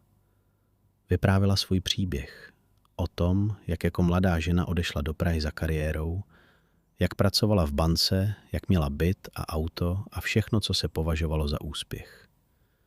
A jak jednoho dne všechno nechala a vrátila se do téhle vesnice, do domu po rodičích, aby žila jednoduchý život, který jí dával smysl. Lidé si mysleli, že se zbláznila, řekla. Ale já jsem věděla, že jsem konečně příčetná. Tereza poslouchala a cítila, jak její oči zvlaly. Nebylo to smutkem, spíš úlevou z toho, že není sama. Že existují jiní lidé, kteří prošli podobným probuzením a přežili ho. Ba dokonce díky němu rozkvetli. Poděkovala paní domácí, ne slovy, ale stiskem ruky, a paní domácí přikývla, jako by rozuměla. Ten večer Tereza udělala něco, co odkládala celé týdny. Zavolala svým rodičům. Nebyla s nimi v úzkém kontaktu, nikdy nebyli. Její vztah s nimi byl zdvořilý, ale vzdálený, plný nevyřčených věcí a starých bolestí.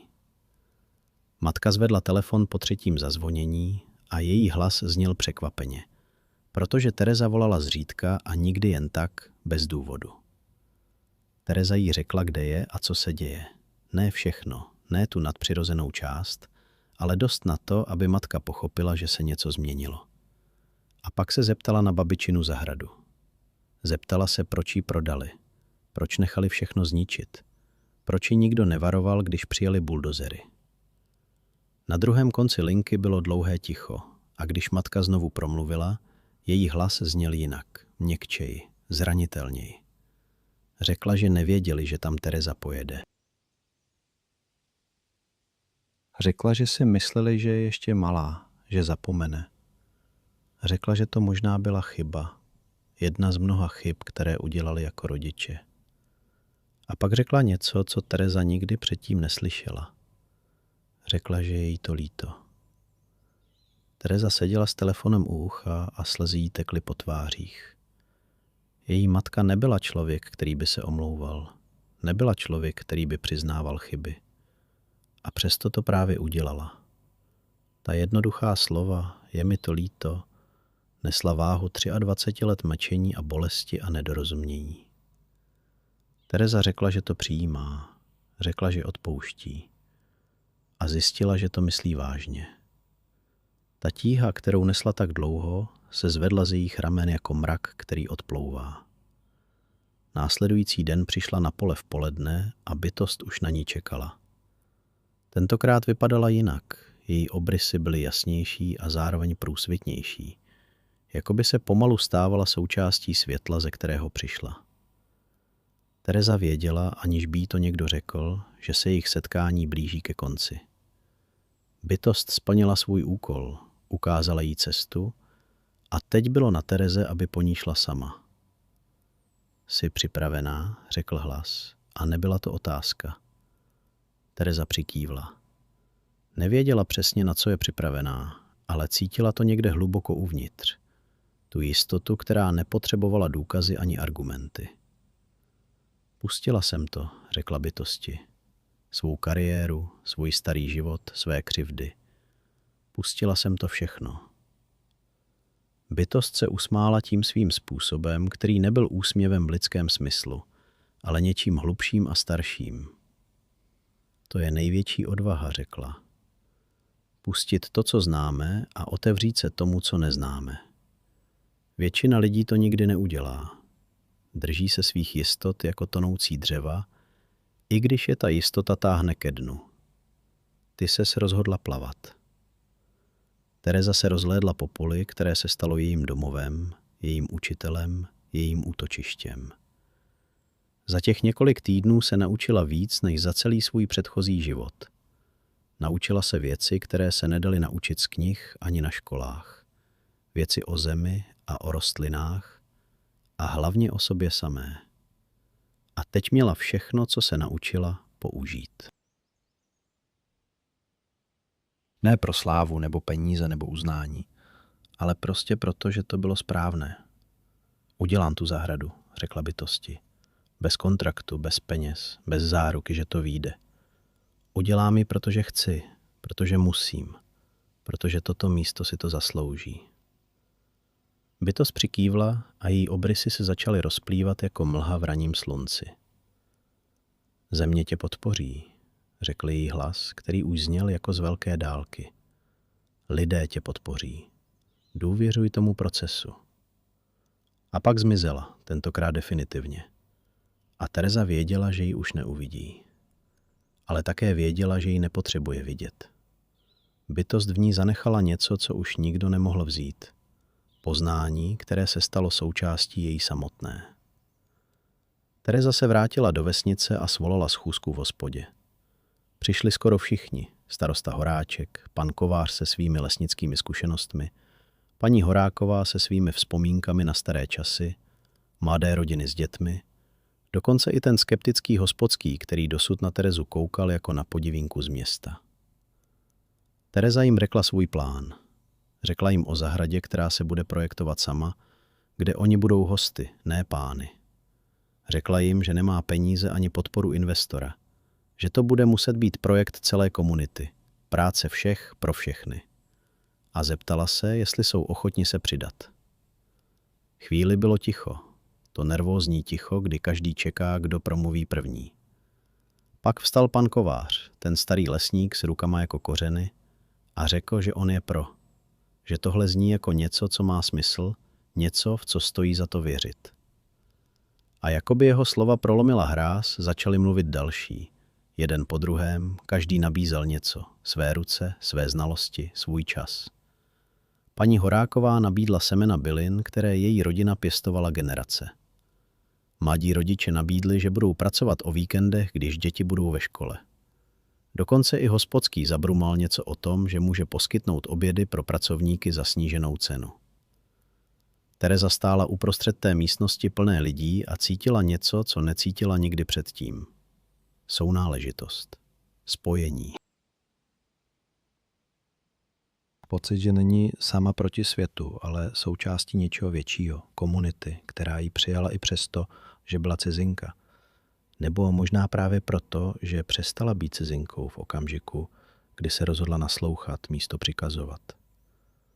Tu noc Tereza nemohla spát, ale tentokrát to nebyla nespavost z úzkosti nebo z přemýšlení. Byla to nespavost z radostného očekávání, z těšení na to, co přijde. Její mysl plánovala, ale ne tím starým způsobem, ne s tabulkami a grafy a přesnými harmonogramy. Plánovala organicky, volně. Nechávala myšlenky plynout jako vodu, která si hledá cestu.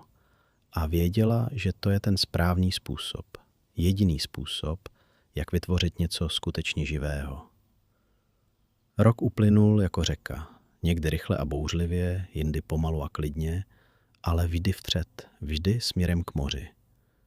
Tereza stála na okraji toho, co už nebyl jen její projekt, ale projekt celé vesnice a dívala se na to, co společně vytvořili. Zahrada se rozprostírala před ní jako živý koberec, ne geometrická a kontrolovaná, ale volná a divoká a nádherná právě ve své nedokonalosti. Cesty se vinuly krajinou jako potůčky, ne rovné, ale zakřivené, sledující přirozené tvary země, a jejich povrch byl z místního kamene, který vykopali lidé z vesnice na svých polích. Stromy rostly tam, kde chtěli růst, v místech, která si sami vybrali, a jejich koruny se začínaly proplétat, i když byly ještě mladé a útlé. Květiny kvetly všude, ne v záhonech, ale v loukách, v barevných skornách, které se měnily s ročními obdobími, a jejich vůně naplňovala vzduch sladkostí, která přitahovala včely a motýly a desítky dalších tvorů. Ta stará budova na okraji pole už nebyla ruinou. Lidé z vesnice ji opravili, ne do původního stavu, ale do něčeho nového. Kombinace starého a nového, kde staré zdi nesly novou střechu a staré okna zářila novým sklem. Sloužila teď jako komunitní centrum, místo, kde se lidé scházeli, kde děti kreslili a staří vyprávěli příběhy, kde se konaly workshopy o bylinkách a včelařství a všech těch tradičních dovednostech, které málem zmizely. Tereza tam měla svůj koutek, stůl u okna, kde pracovala na svých nových projektech, protože ano, měla nové projekty, i když úplně jiné než dřív. Její jméno se rozneslo, ne v architektonických časopisech, ale mezi lidmi, kteří hledali něco jiného, něco skutečného. Přicházeli za ní z malých vesnic a městeček po celé zemi. Lidé, kteří chtěli vytvořit zahrady a parky a zelené prostory, které by nebyly jen dekorací, ale živými místy se srdcem a duší. Tereza jim pomáhala, ne tím, že by jim kreslila plány, ale tím, že je učila naslouchat, dívat se, cítit. Učila je to, co jí naučila bytost na poli. Tu jednoduchou a přitom tak těžkou pravdu, že příroda ví, co dělá, a naše úloha není ovládat, ale spolupracovat s ní. Ten den, přesně rok od jejího prvního setkání s polednicí, bylo v zahradě rušno.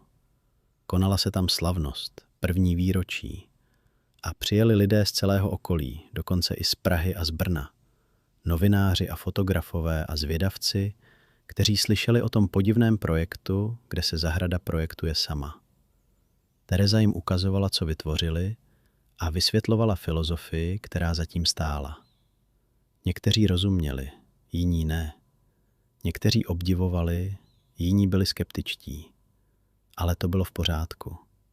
Zahrada nepotřebovala, aby jí všichni rozuměli. Stačilo, že byla živá, že rostla, že dávala domov stovkám rostlin a tisícům živočichů.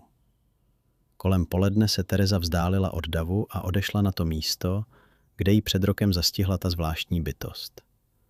Posadila se do trávy, stejně jako tehdy, a zavřela oči. Slunce hřálo její tvář, vítr čechral její vlasy a ona cítila tu hlubokou spokojenost, kterou necítila nikdy předtím ve svém životě. Ne štěstí ve smyslu euforie, ale něco klidnějšího, trvalejšího. Smíření se sebou a se světem. Pocit, že je na správném místě a dělá správnou věc. Když otevřela oči, uviděla něco v mírném závoji horka, které se zvedalo ze země. Siluetu, sotva viditelnou, průsvitnou jako ranní mlha, ale nezaměnitelnou. Polednice stála pár kroků od ní a usmívala se. Nebo dělala to, co u ní připomínalo úsměv. Tereza ji pozdravila beze slov, jen lehkým úklonem hlavy, a bytost odpověděla stejně. Nevyměnili si žádná slova, nebyla třeba. Všechno, co si potřebovali říct, už si řekli. A teď zbývalo jen tiché porozumění dvou bytostí, které se potkaly a vzájemně se změnily. Bytost tam stála jen chvíli, možná pár vteřin, možná věčnost. Těžko říct, když čas plynul jinak než obvykle. A pak zmizela, rozpustila se ve světle a horku, jako tehdy před rokem. Ale tentokrát to bylo loučení, ne začátek. Tereza věděla, že ji už nikdy neuvidí a cítila přitom smutek, ale i vděčnost. Ta bytost jí dala dar, který si nezasloužila, ale který přijala. Dar nového života, nového pohledu, nového začátku. Vstala a vrátila se ke skupině lidí, kteří se procházeli zahradou. Děti z vesnice běhaly mezi záhony a honili motýly. Staří seděli na lavičkách a vzpomínali na časy, kdy takovéhle zahrady byly běžné. Mladí pořizovali fotografie na telefony a sdíleli je se světem. Paní domácí z penzionu, která se stala Terezinou blízkou přítelkyní, jí zamávala od stolu s občerstvením a Tereza zamávala zpět. Pan kovář, ten starý lesník, jí podal hrníček s čajem z bylin, které rostly v zahradě, a něco jí vyprávěl o stromech, které zasadil minulý měsíc. Starosta Horáček pronášel řeč, ve které děkoval všem, kdo se podíleli na projektu, a jeho hlas byl plný hrdosti a naděje. Tereza se dívala na všechny ty lidi, na tu zahradu, kterou společně vytvořili, na ten kousek světa, který zachránili a oživili, a cítila něco, co by dříve neuměla pojmenovat. Teď to uměla. Byl to pocit domova. Ne místa, kde člověk bydlí, ale místa, kam patří, kde je vítán, kde může být sám sebou. Celý svůj dospělý život hledala tento pocit v kariéře, v úspěchu, v uznání a nikdy ho nenašla. A teď ho měla. Ne proto, že by o něj bojovala, ale protože ho pustila. Že pustila všechno, co si myslela, že potřebuje, a otevřela se tomu, co skutečně potřebovala. Její byt v Praze byl prodaný, většina jejího majetku rozdaná nebo v charitě. Žila toť v malém domku na okraji vesnice, který jí pronajímala obec za symbolickou cenu. V domku se zahradou, která byla miniaturou té velké zahrady na poli. Stejně divoká a stejně krásná. Její příjmy byly skromné, pocházely z workshopů a konzultací a občas z článků, které psala pro časopisy o alternativním zahradničení. Ale stačily. Stačily na to, aby žila jednoduše a spokojeně. A to bylo víc, než kdy měla předtím. Večer, když hosté odjeli a vesnice stichla, Tereza seděla na lavičce u staré budovy a dívala se na západ slunce. Obloha hořela všemi odstíny oranžové a růžové a fialové a její odraz se odrážel v malém rybníčku, který vznikl tam, kde voda chtěla téct, přesně jak jí to ukázala polednice. Přemýšlela o tom, co by té ženě, tou, kterou byla před rokem, řekla, kdyby jí mohla potkat. Asi by jí řekla, že se nebojí, že to, co vypadá jako konec, je často začátek, že kontrola je iluze a že skutečná síla je v důvěře, v pouštění, v otevřenosti tomu, co přichází. A možná by jí řekla ještě něco. Něco, co se naučila od země, od rostlin, od té prastaré bytosti v podobě polednice. Řekla by jí, že všichni jsme součástí něčeho většího. Síly, která proudí zemí a vzduchem a vodou, která nás spojuje se vším živým, co bylo a bude. A že naše úloha není tuto sílu ovládat, ale sloužit jí, být jejími zahradníky, ne pány. Tereza se usmála, vstala a šla domů. Zítra bude nový den, nové rostliny k zasazení, noví lidé k naučení, nové příběhy k vyslechnutí. Její život nebyl dokonalý, žádný život není, ale byl jejím, skutečně jejím, poprvé v životě. A to bylo víc než dost. Bylo to všechno. Možná právě teď, když čtete tyto řádky, sedí někde ve vašem okolí zahradnice, která kdysi navrhovala dokonalé geometrické parky a teď učí lidi naslouchat zemi. Možná máte i vy ve svém životě něco, co byste měli pustit.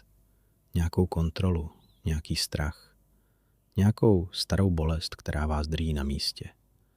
A možná, jen možná, až příště půjdete kolem pole, nebo zahrady, nebo louky, zastavíte se na chvíli a budete naslouchat. Ne vašim myšlenkám, ne vašim plánům, ale té tiché moudrosti, která proudí pod povrchem, která to byla, když lovci mamutů procházeli touto krajinou a která to bude, až my všichni budeme dávno pryč. Ta moudrost vám nechce říct, co máte dělat. Chce vám jen připomenout, kdo jste. A to je dar, který stojí za to přijmout.